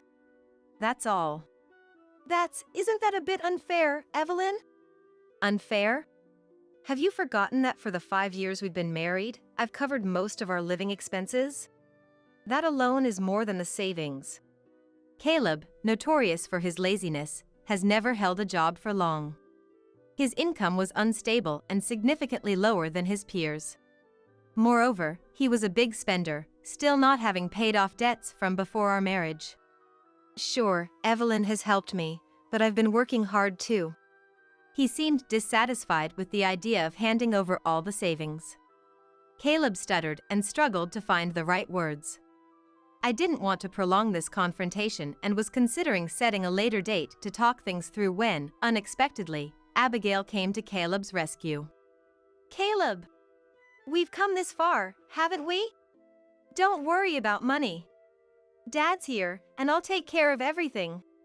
More than anything, I want us to freely express our love as soon as possible. Abigail. Love conquers all. In front of his soon-to-be ex-wife, the audacity of their display was astounding. What did Abigail see in him? That was a lingering question, but her intervention wrapped things up. All right, I'll leave the divorce papers, compensation, and the specifics to my lawyer. I'll send your belongings to Abigail's place. I suppose we won't be seeing each other anymore. Well then. Take care. The two, already acting like a couple, cozied up to each other. I remembered something I had almost forgotten to mention. Oh, right. Don't forget to keep up with the child support payments. and try to at least make the interest payments on your debt. Abigail looked up at Caleb, standing beside her, in disbelief. What, child support? Debt? What's that about? Didn't he know? He has a child with his ex-wife. Oh, and don't get me wrong. I didn't steal him from his previous marriage. Caleb was already divorced when we met. A bit agitated. And the debt? Abigail asked. It was there even before we married. So, I don't know what it's for. How much is it? About $30,000, I believe. I smiled as I informed her, and Abigail's face went pale. Understandably so. With the added burden of paying me compensation, plus child support and debt, it's enough to make one feel faint. But we can work hard together to pay it off, right? Abigail, trying to motivate herself, clenched her fist and turned to face Caleb. Caleb. Yeah. And he nodded vaguely. Good for you, Caleb. You've got such a positive partner in Abigail. That should motivate you to find a new job. New job? Abigail's eyes were empty. Yes, because after this incident, Caleb hastily resigned. Now he's officially unemployed. He has no qualifications, so getting a full-time job might be challenging. But love conquers all, right? You'll manage. Abigail muttered under her breath. But still, there's that issue, she said. Abigail was clearly in shock, and Caleb was panicking. I waved goodbye to the two of them and left the hospital. Later, the divorce was finalized without issue. To my slight concern, Abigail's father paid all the compensation, probably fearing that I might spill everything. Considering the potential fallout if this incident became public, he probably thought it was a small price to pay. This cleared all obstacles for Caleb and Abigail. However, they didn't remarry immediately. Caleb was pushing for it. Right away. But, well, maybe. Abigail was hesitating. Furthermore, the two of them were constantly fighting, with Caleb never finding a job and Abigail reluctant to make their relationship official. Even if you think someone is your destiny, it's understandable to hesitate when faced with such a hopeless case. In my situation, by the time I realized everything, I had already grown too attached to Caleb. If it wasn't for that, I would have left him much sooner. Thanks to all this, I'm now enjoying a peaceful life for the first time in a while. At first, I thought I might feel lonely. Caleb, despite his many problems, was good at entertaining and pampering people. But once he was gone, I realized how much more comfortable life could be. No more sudden demands for sweets, no more all-night gaming sessions. Some might find that exciting, but it was too much for my 30s body. Now I can take care of myself, live each day with ease, and not always on the edge. No more stretching beyond my limits. I'm looking forward to a life that fits me, without overextending or pushing too hard. As soon as Thomas saw me, he pleaded. Please. Take care of me. Why should I do that? I blurted out reflexively. Who does he think he is asking this? When I was hospitalized with a broken bone. It's a no from me. Ask someone else. And who was it who said that? It's your own responsibility. Be grateful you even got help. This is the end of me reaching out to Thomas. I am Elizabeth. 32 years old. Married 5 years ago, with my husband Thomas, our son Anthony, and our dog Max. We're a family of 3 and 1 pet. Thomas works at a major IT company and is very busy every day. Leaving home early in the morning and often not returning until the date changes isn't uncommon. He frequently works on weekends and takes business trips once a month. Thanks to that, Thomas rarely spends time with the family and has almost no memories of playing with Anthony. However, he has risen rapidly in his career, attaining a managerial position in his 30s. We were able to build my dream house because Thomas worked so hard. My parents are farmers in a rural area. That's why I always longed for a suburban house with a yard. Thanks to Thomas, Anthony and I live comfortably. I've come to terms with our limited family time. To outsiders, we might seem like a blessed family. However, due to my husband's frequent absence, I handle all the childcare and housework alone. It's basically single parenting. I wanted to work and send Anthony to daycare, but Thomas insisted on a preschool that also teaches. So Anthony goes to preschool and I ended up as a housewife. But I have a reassuring friend. My childhood friend Madison. We're the same age and from the same countryside. By coincidence, our kids attend the same preschool. Madison has been a single mother since her divorce last year. After dropping Anthony at preschool, having coffee at my place is my only break. We share our gripes about Thomas and the hardships of parenting. It's when I'm talking to Madison that I realize something. Unknowingly, I've been harboring dissatisfaction towards Thomas. People always say it's wrong to feel dissatisfied in my situation, and I thought so too. But maybe, I was just convincing myself not to be discontent. One day, while walking Max, he suddenly ran off. I chased after Max desperately. A car had stopped in front of me, and while Max managed to avoid it, I wasn't able to stop and ended up hitting the car. It was entirely my fault. Max looked at me worriedly from the sidewalk. I was relieved he was safe, but I couldn't stand up. I was taken to the hospital by ambulance, diagnosed with a bruised shoulder and fractures in my ankle and fibula, and admitted immediately. It seems I'll be hospitalized for about 3 months. I wondered what would happen with Anthony's care. And the house. The worries seemed endless. I called Thomas's mobile phone. I thought he would cooperate at a time like this, but he was continuously unavailable. As I grew anxious, Madison called me. It was to discuss costumes for the preschool play, but I cut the conversation short and asked her to take care of Anthony. Madison was initially surprised and concerned for me, but hearing that I sounded stronger than expected, she gladly agreed to look after Anthony. I was so grateful I almost cried. Next, I phoned Mom to briefly inform her of the accident and my weeks-long hospital stay. She said she'd come as soon as she finished her tasks. Until Mom arrives, Madison would be the only one to rely on. After hanging up with Mom, Thomas finally called. Sorry, I was too busy to answer the phone. I reported the accident to Thomas and asked him to bring some clothes and essentials. But his response was unbelievable. No way. Why should I do that? I have to get up early tomorrow, ask someone else. I had expected Thomas to be incredibly worried, but I was the one shocked. Not just because he refused to bring my things, but because he showed no concern at all.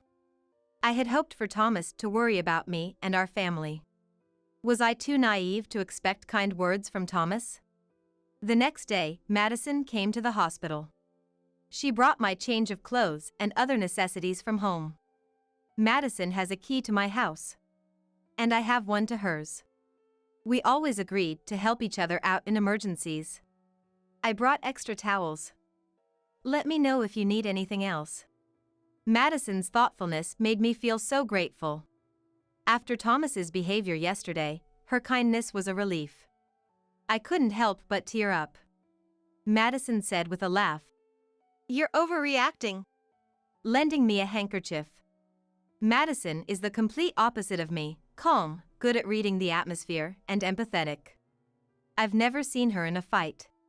She's nothing like me, who wants to get a qualification and work outside. Are you okay from the injury? Take better care of yourself. Madison's ever-gentle tone comforted me. Don't worry about Anthony.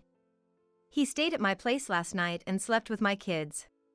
Without me saying anything, Madison understands. Why is Thomas so indifferent to us? I get he's busy, but he doesn't even visit you in the hospital, and hasn't seen Anthony, right? While Madison visited, I vented my frustrations about Thomas. Seeing me sighing and lamenting, Madison smiled kindly. Men are like that sometimes. He's probably under stress we don't know about at work. Maybe, but not showing his face or concern, that's going too far. Thomas works late, he's not just out having fun, right? That's true. We have a comfortable life and our own home because of Thomas. He does earn enough for us. I felt somewhat convinced by Madison's words. Let me know if you need anything. I can make time to come see you. Talking to Madison lightened my mood a bit. I'll have a proper talk with Thomas once I'm discharged from the hospital. Right now, I just wanted to see Anthony. Mom came from the countryside to help, and after 3 weeks, I was finally home. Mom dropped me off and left immediately due to responsibilities back home. My house felt so nostalgic after 3 weeks. Max greeted me.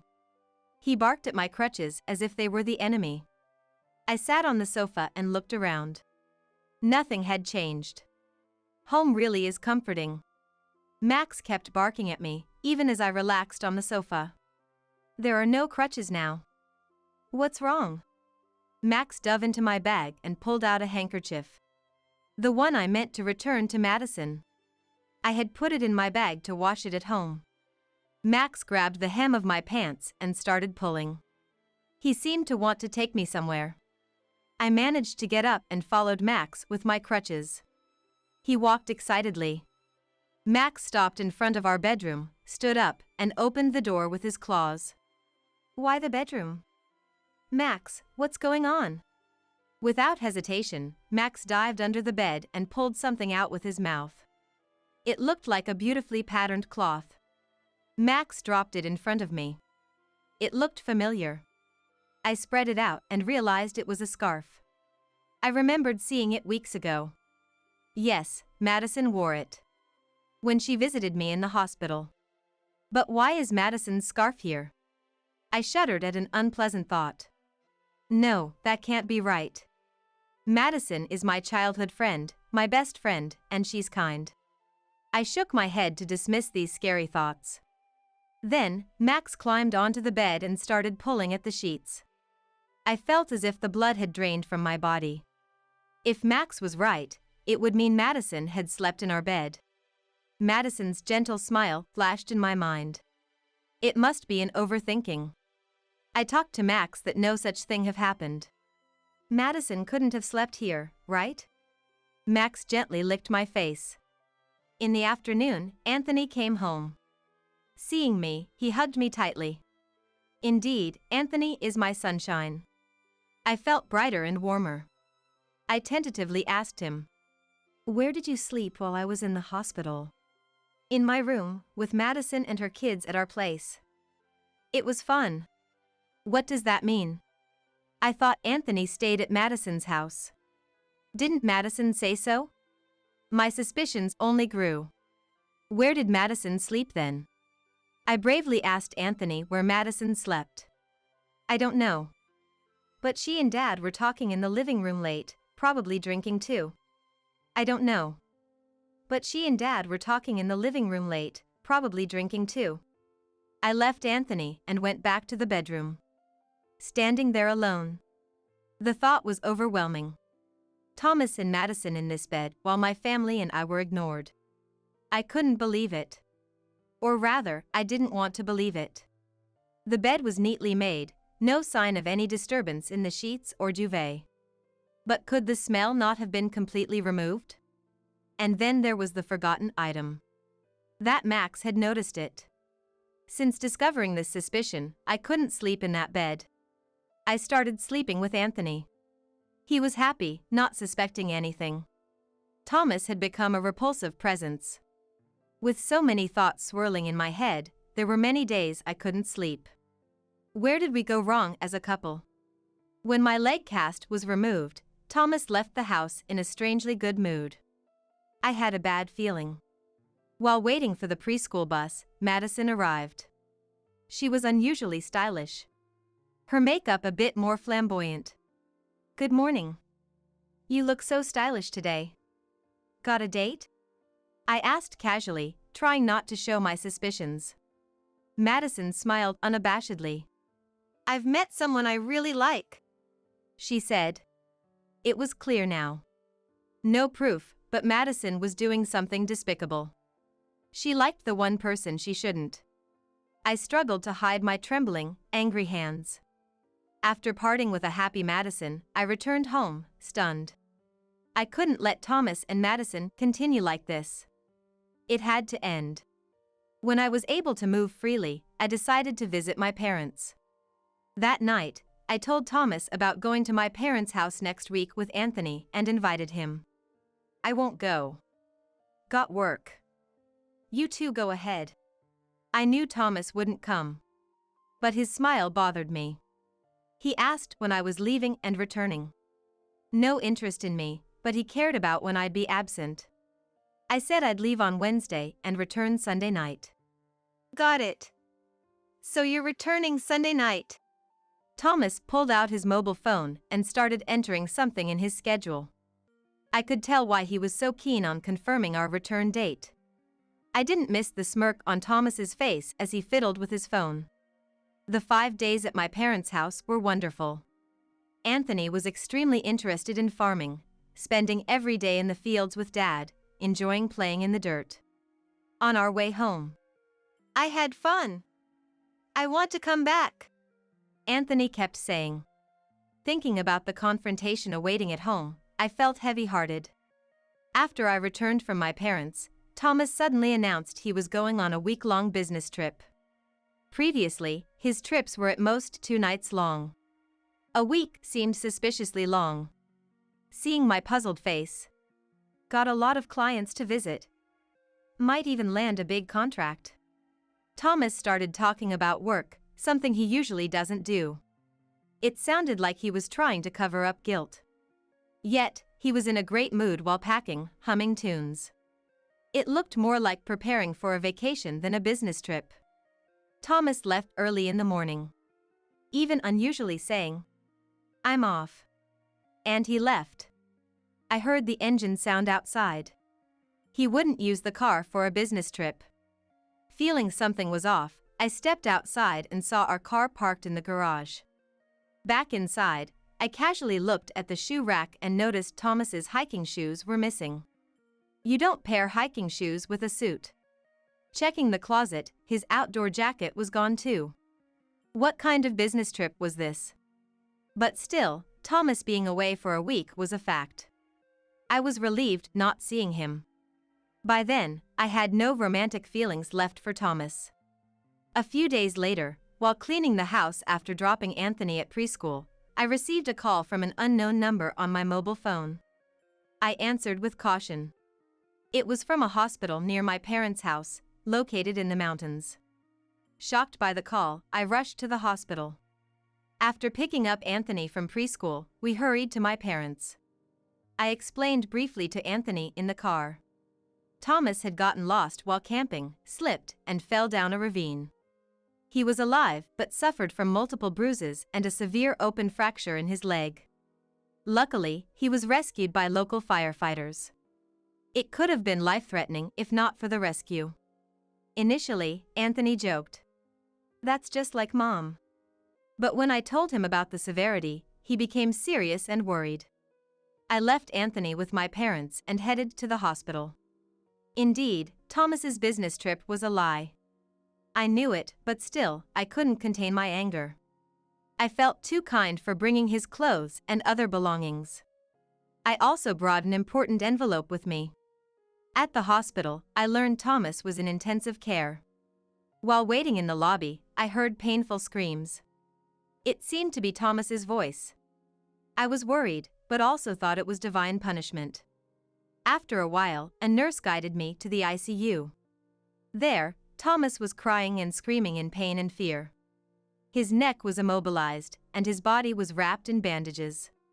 Anthony, seeing him, would probably exclaim, "He looks like a mummy," making a big fuss.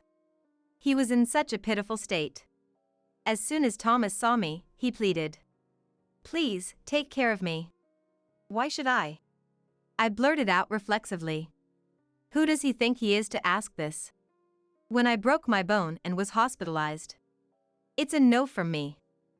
Ask someone else. And who was it who said that? Then, the curtain of the next bed opened. And I screamed. There was Madison. Indeed, they had gone camping together. Madison was injured too. Not just her arms and legs, but her face and head were wrapped in bandages. Her eyes were terribly bruised. She couldn't move freely. Thomas, with his face immobilized and in pain, hadn't noticed the curtain open. He vented his frustration and pain at me. Do you even understand my pain? Don't just stand there, start taking care of me. Thomas had fallen from a high place to the bottom of a valley. Of course, it would hurt. He was lucky to be alive. Like I could understand your pain. I snapped back at Thomas. My patience had reached its limit. Thomas lied about a business trip to go camping with Madison, got into an accident, caused trouble for everyone. And now he's making a scene about being cared for. It's your own responsibility. Be grateful you even got help. I was done extending my hand to Thomas. Our marital relationship was already over. Today, here it all ends. Madison is here too, so it's perfect. Time to settle things. I decided to corner Thomas. I didn't care about his pain anymore. Justice was on my side. Do they call camping a business trip at your company? Or were there clients at the campsite? I didn't relent. I kept pressing Thomas. Do you need to go to remote mountains for IT work and risk getting lost? Thomas glared at me through tears, enduring the pain. Shut up. It's none of your business. You went back to your parents' house, didn't you? Don't lecture me. What an audacious claim. I had honestly said I was going to my parents. But Thomas had lied. I didn't lie. Did you have a reason to lie? Thomas just glared, unable to retort. I turned my back on the silent Thomas and looked down at Madison. Did you follow Thomas and fall too? Madison, grimacing in pain, spoke. Yes, I was trying to help Thomas and we both slipped and fell. So, your fun camping trip turned into a disaster. I snorted. It's not what you think, Elizabeth. It's a misunderstanding. Madison retorted in a small, pained voice. What misunderstanding? It all seemed to be the truth. I insisted on going camping with Thomas. I know this area well. There are hidden spots there. Madison was defending Thomas. Maybe she felt like a victim. Please, don't blame him. Thomas did nothing wrong. Madison was sobbing. The more she spoke, the less truthful it sounded, yet she continued. I didn't mean to hurt you, and I never expected it to turn into this. I'm really sorry. Madison seemed intoxicated by her own tears. Her words felt insincere. I should be the one crying. Thomas, noticing Madison's voice, interrupted our conversation. I just accompanied Madison for her hobby. I couldn't refuse your best friend's invitation. Thomas seemed determined not to admit any infidelity. So, the business trip was a lie, then?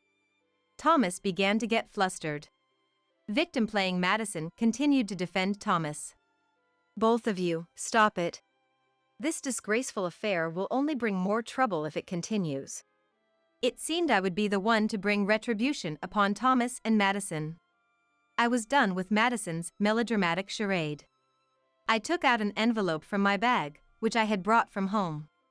I spread out the photos from the envelope over Thomas and Madison's bed. Thomas and Madison were speechless, their eyes wide. The photos showed Thomas and Madison entering a hotel arm in arm, and entering my house, hands intertwined. I had hired a detective when Max found Madison's scarf in our bed. They had been meeting not only during my visit to my parents, but also at other times.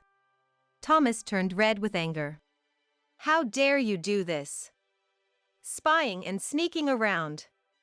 We just had dinner together while you were hospitalized. I almost laughed at Thomas's transparent overreaction. Meanwhile, Madison was still in tears. She covered her face with her hands, but I could see her peeking through the gaps. Maybe Madison was even worse.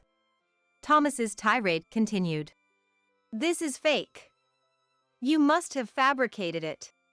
He weakly swatted the photos away. You won't admit it, huh? I didn't want to use this, but I sighed and pulled out an IC recorder from my bag. I placed this under the bed in our bedroom.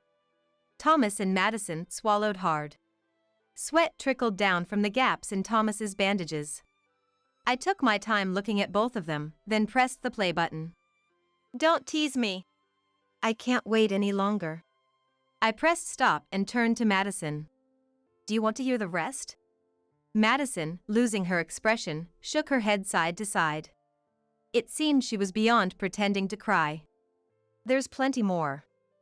You spoke quite ill of me. Stop it. I'm sorry, just stop. My husband muttered softly. I asked Madison how long they had been involved. I was jealous of you. I failed at marriage, yet you lived in such a nice house, living luxuriously. And you were always complaining about Thomas. So, I thought I'd take him for myself. It all started from Madison's jealousy. She envied others. If I had Thomas, I could have a life like that too. What's wrong with that? Madison was defiant, playing the victim. While listening to us, Thomas tried to snatch the IC recorder from me. Careful! Moving suddenly caused him intense pain. He lost his balance and fell from the bed. Thomas didn't make a sound. It seemed like he had fainted. Madison, shocked, looked at Thomas. I pressed the nurse call button. Nurses arrived quickly, and I was ushered out of the ICU. Once in the hallway, I realized my legs were shaking. I had been strong in confrontation, but I was really scared. During Thomas's hospitalization, I started divorce proceedings. With plenty of evidence of his infidelity, the lawyer said the divorce could be favorable for me. I would demand alimony and child support from Thomas. But that alone wasn't enough to punish Thomas. A thorough division of property was necessary. I sold the house, liquidating it into cash, divided the savings, and split stocks and investments. Thomas's parents came to apologize sincerely. They would oversee the alimony and child support payments. I promised Anthony could visit his grandparents occasionally. I filed a claim for alimony against Madison too. She would repay it little by little. Madison suffered an after effect to one leg from the accident. She couldn't walk without a cane.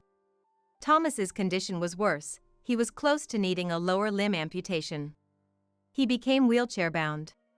The affair, disguised as a business trip, led to severe reprimands at work. He was demoted as a disciplinary action. Though he could have been dismissed, his past performance was considered. No one in the office sympathized with Thomas. He faced cold stares. Having lost the house, Thomas drained his savings on alimony and child support, now living in an old apartment. Without barrier-free access, he struggled with daily life. Recently, Thomas's dad reported to me.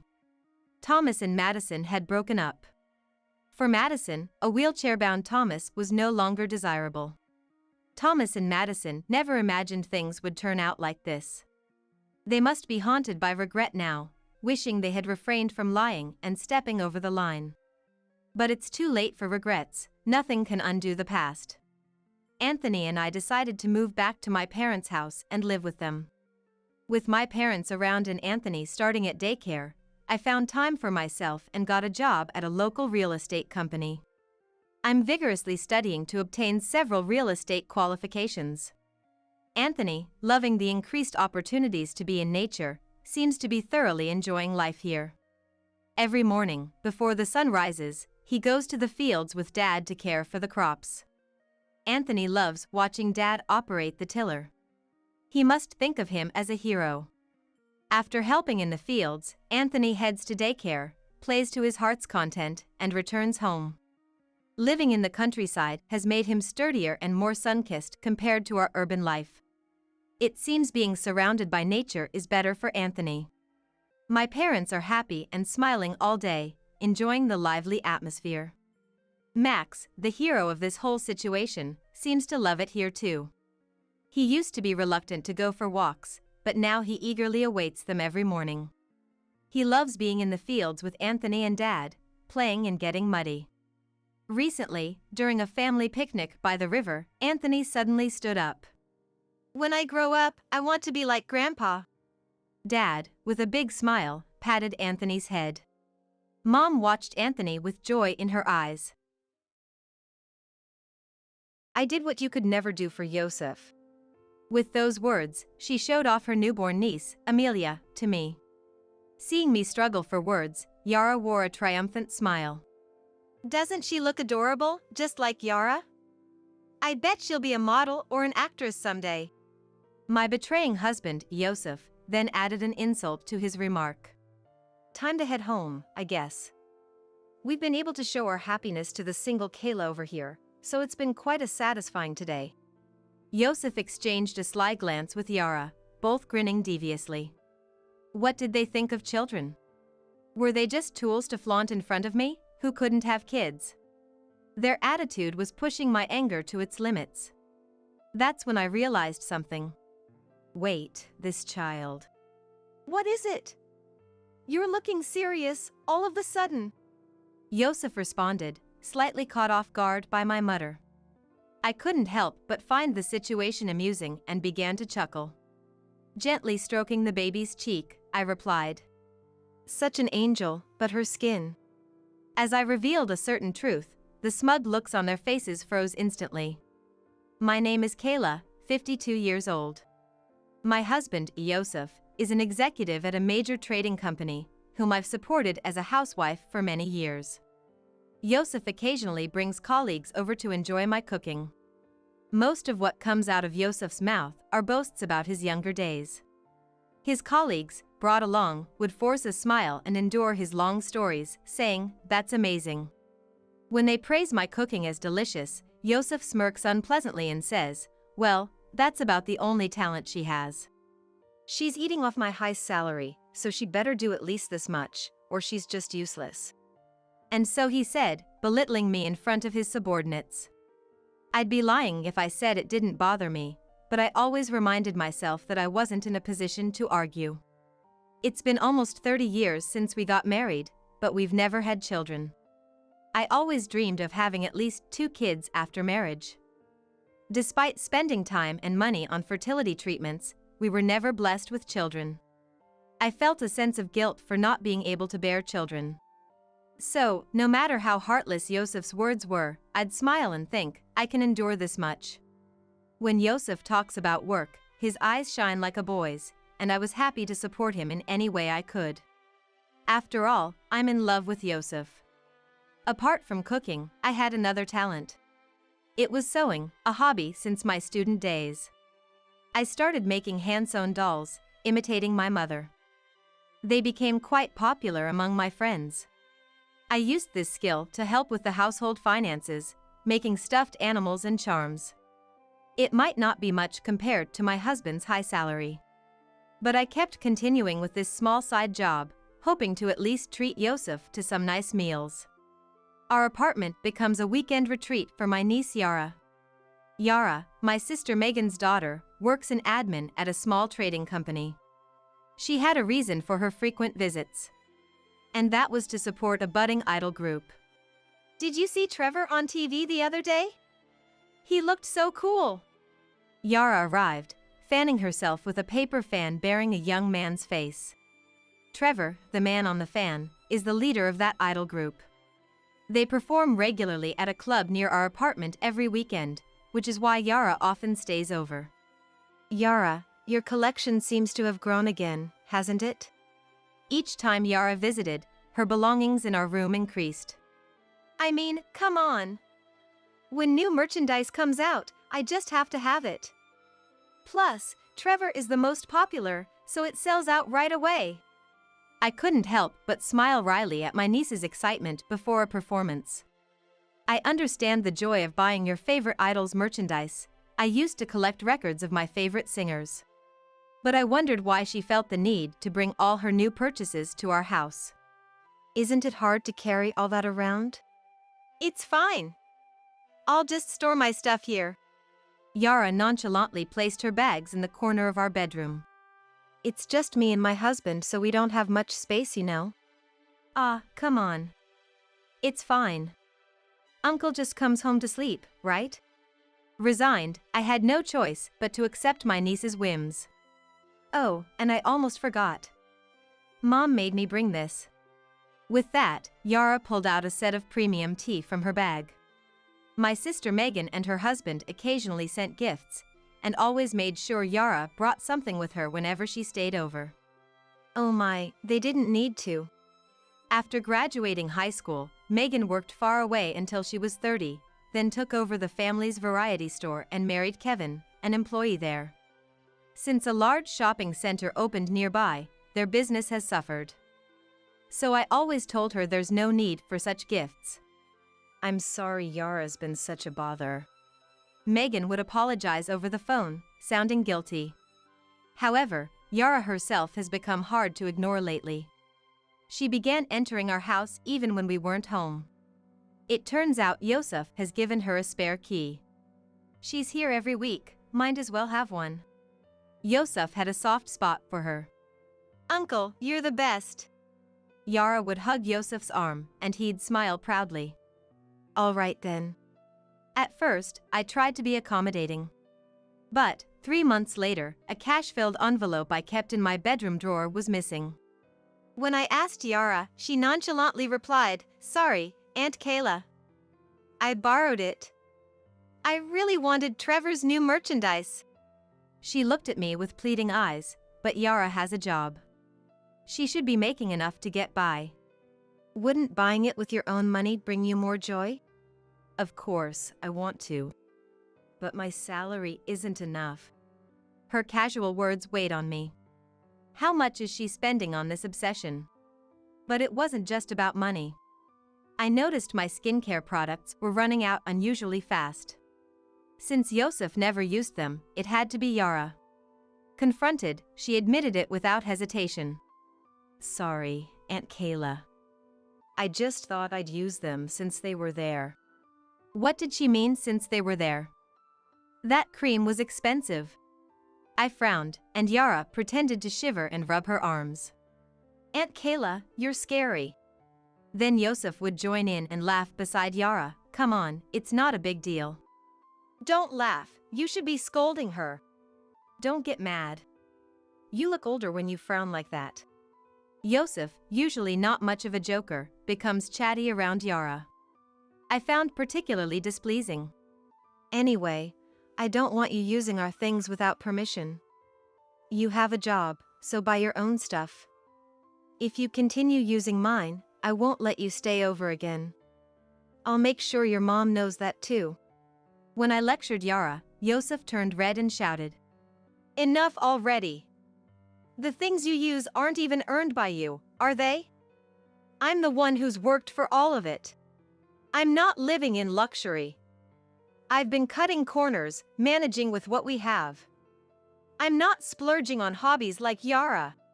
It's my money, I earned it. If I say Yara can use it, then she can use it however she wants. Yosef's yelling made me want to cry. True, most of our income was from Yosef's work, so I couldn't argue further. Feeling abandoned with Yosef not on my side, I almost called Megan but stopped and put my phone away. Megan and her husband must be preoccupied with their struggling store. Complaining about my husband would just cause them unnecessary worry. Marital issues should be resolved between us. Days passed as I kept my concerns to myself. It was one cold Sunday morning during winter. A friend from my student days invited me out, so I decided to wear a fur coat I had never worn since purchase. I told Yosef about it beforehand. I plan to be back by evening, but if I'm late, could you start dinner? Just reheat yesterday's leftovers in the microwave. Don't worry about me. Take your time and enjoy yourself. He said, so smiling as he saw me off. Yosef, who usually belittles me in front of his subordinates, was kind and considerate when it was just us. I felt genuinely happy to be married to him. But as I arrived at the station, my friend called to cancel. Sorry. My husband's thrown out his back and can't move. I hate to do this, but can we reschedule? That's okay. Next time, you're treating me to fancy French cuisine. After jokingly dismissing my friend's repeated apologies over the phone, I wondered what to do, trying to come up with a plan for the day, but nothing particular came to mind. There's nothing else to do, I guess I'll go back home to Yosef. I stopped at the supermarket to pick up ingredients for lunch, thinking of making a warm stew for Yosef. As I opened the door, I was hit by a wave of heat and a scent of strong perfume. I noticed Yara's coat, a common sight on weekends. Yara, are you here? No answer. No one was in the living room. Strange, where could they be? I could sense someone was home, so they hadn't gone out. I stored the groceries and decided to look around the apartment. I could hear Yosef snoring from the bedroom. Was he taking a nap this early? I didn't understand much about Yosef's job, but being an executive must be tough during the week. So, I thought to let him rest on his rare day off. When I opened the bedroom door to see Yosef, I was met with a shocking sight. On our bed, usually shared by Yosef and me, lay Yosef and Yara, both naked and asleep. They were unaware of my return, lost in deep slumber. Yosef. I called out in a faint voice. More than anger, I felt a profound disappointment in my husband. After calling a few times, Yosef finally opened his heavy eyelids. Kayla? You're back early. He seemed groggy and closed his eyes again. Yara, I'm home. Yara, stretching and slowly sitting up, noticed me and shook Yosef to wake him up. Uncle, wake up. We got caught. She spoke with a mischievous grin, like a child found while playing hide and seek. Yosef sat up lazily, sighing, "So, we're caught, huh?" and yawned nonchalantly. What's the meaning of this? Confronted with this betrayal, I even forgot to express my anger. Well, as you see, we're involved, that's all. Both of you, get dressed right now. Surprisingly calm, I instructed the two. 2 hours later, my husband's parents and Megan's family arrived at my request. Sorry, Megan, Kevin, to bother you at this busy time. Don't worry about us. This is a serious matter. Megan comforted me, casting a cold glare at Yosef and Yara. What is the meaning of this? Explain yourself. She scolded at Yara, who only sighed and avoided eye contact.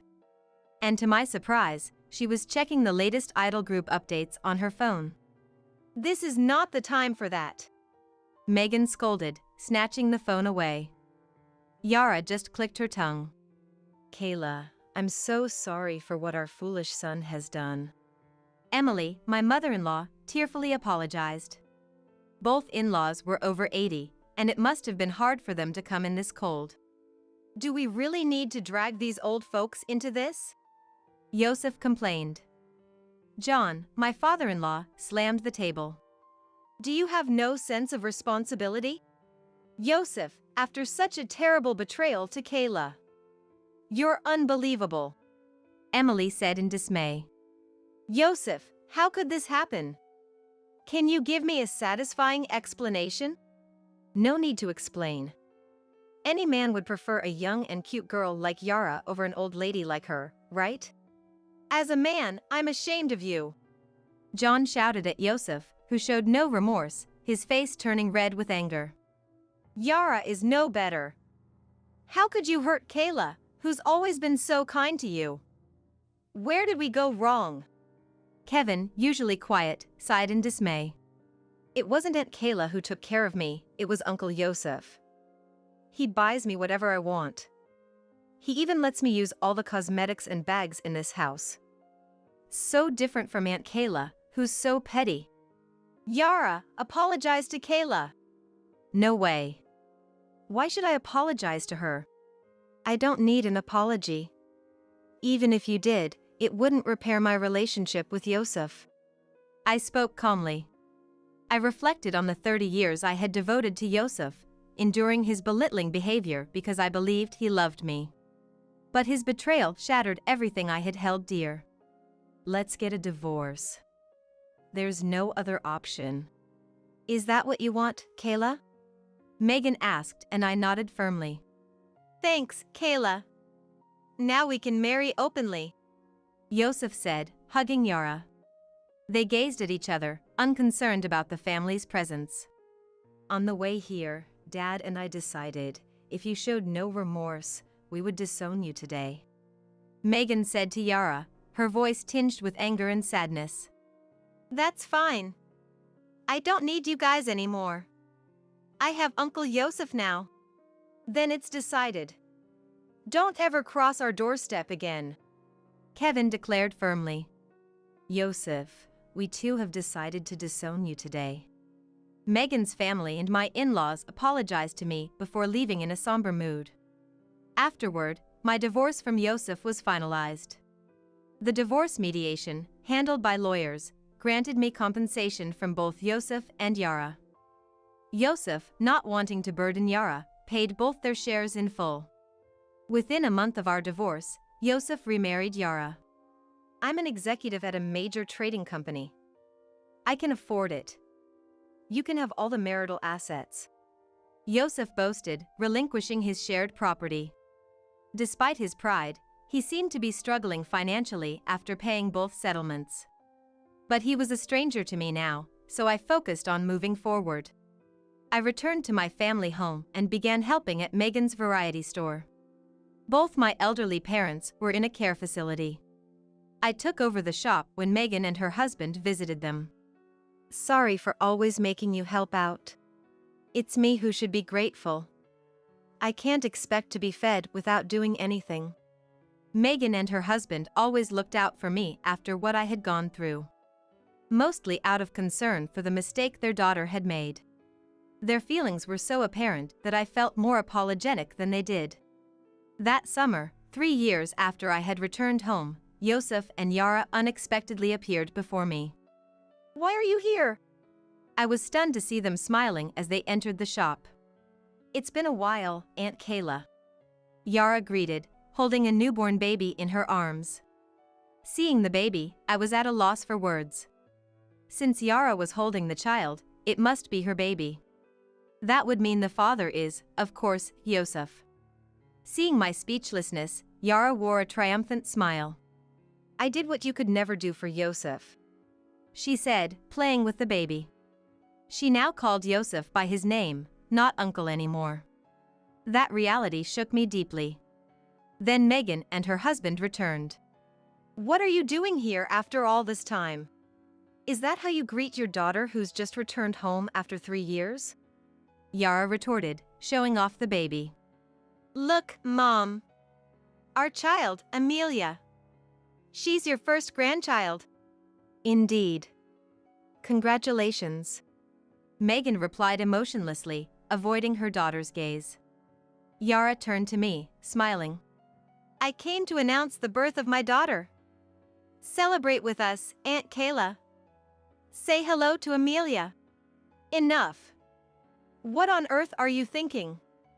Have you considered Kayla's feelings?" Kevin raised his voice, uncharacteristically angry. "Doesn't she look adorable, just like Yara? I bet she'll be a model or an actress someday," Yosef said lazily. Megan, unable to bear it, grabbed a broom to chase them away. "Leave now. This isn't your place. You're disrupting our business, so go away." "Time to leave. We've boasted enough happiness to the lonely, single Kayla. It's a quite satisfying day today," Yosef said, exchanging a conniving smile with Yara. What did they think of children? Using a child as a tool to flaunt and bask in their superiority? As I sadly watched the baby in Yara's arms, I realized something. Wait, this child. "What is it? You're looking serious, all of a sudden," Yosef asked, puzzled. I suddenly found the situation amusing and started to chuckle. "What's with the sudden laughter? Something wrong?" "Looks like Aunt Kayla's gone crazy from the shock." Gently stroking the baby's cheek, I replied. "Like an angel, but her skin." "Her skin? What about it?" "It looks so healthy. A beautiful tan, unlike Yosef's fair skin." Indeed, the baby's skin was a stark contrast to Yosef's paleness. "What's wrong with that?" None of my family or relatives have such tan skin. Is that strange? There are people in the world with tan skin. Oh, Yara once mentioned her great-grandfather was tan. That's genetics, right? Yosef said, acting knowledgeable. At that moment, my suspicions about Yara turned into certainty. That's impossible. What do you mean, impossible? Yosef questioned, suddenly anxious. I fetched an old family album from a closet in the room my grandparents used to use. Here, something I want you to see. Saying this, I showed a photo from the album. It's just a regular family photo. In the photo were me, Megan, our parents, and grandparents. It was taken in front of the store when my parents first started their variety store. This tall man on the right is my grandfather, Yara's great-grandfather. So? It's just a normal family photo. Don't you see? Look at my grandfather's skin. Fair-skinned, so what? That's normal, right? Yosef seemed to not grasp the reality. While he was confused, Yara's face turned pale. Enough. Amelia needs her milk. Let's go. Yara urged, tugging at Yosef's shirt. Unaware of the truth, Yosef started to leave, so I gave him another hint. There's no one with tan skin in my family, not just my grandfather. No relatives either. Wait, does that mean? Finally, Yosef seemed to understand what I was implying. That means the likelihood of you two having a tan child is 0. I said emphatically. Yosef started shaking. It's a waste of time being here. Let's go home. Yara hurried him, but Yosef, now understanding, didn't move. He turned to Yara, questioning her sternly. What's this about?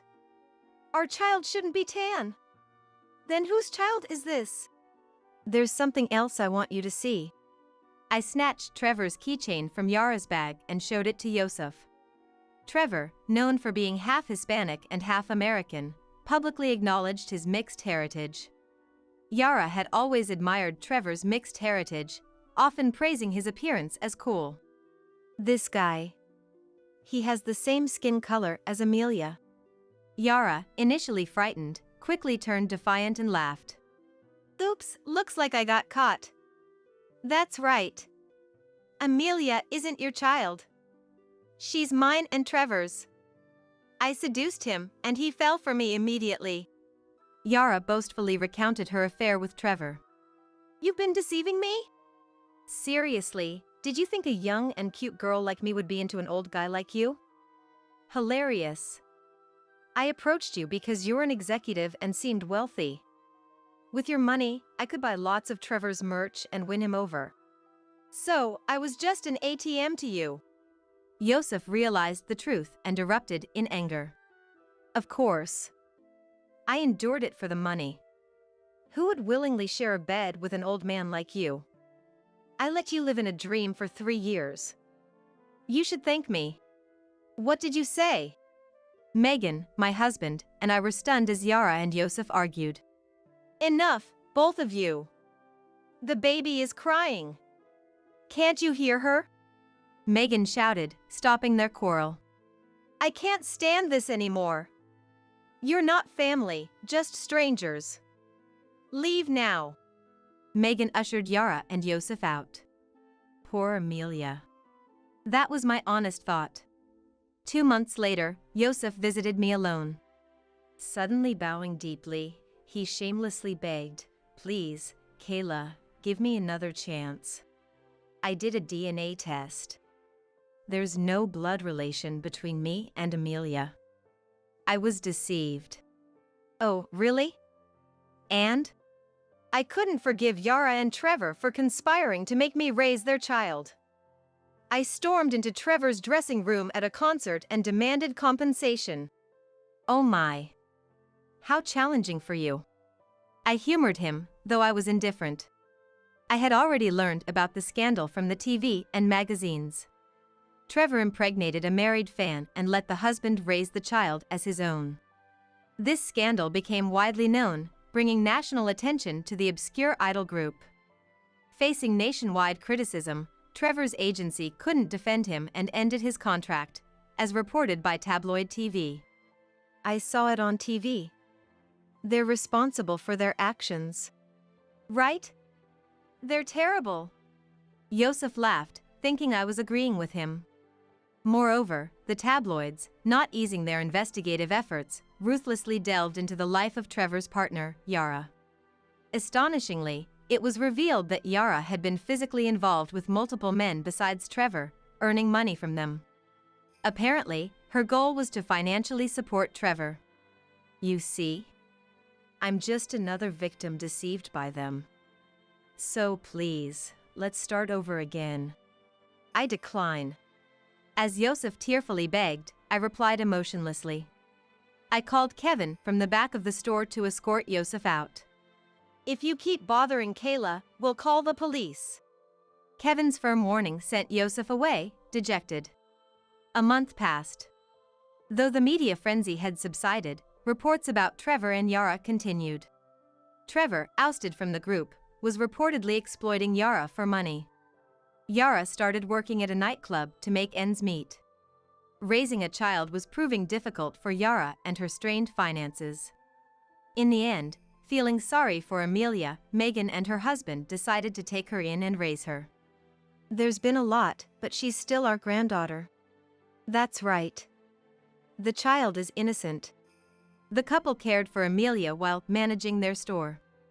As for me, I left home to fulfill my dream of opening a sewing class. I couldn't just keep relying on Megan and her husband forever. Megan told me I could stay as long as I wanted, but when I mentioned that I had things I wanted to do, she happily encouraged me to pursue them. Amelia's first birthday was approaching. What should I gift her? Partially to see Amelia and partially to visit Megan and her husband, I still occasionally stop by the family store.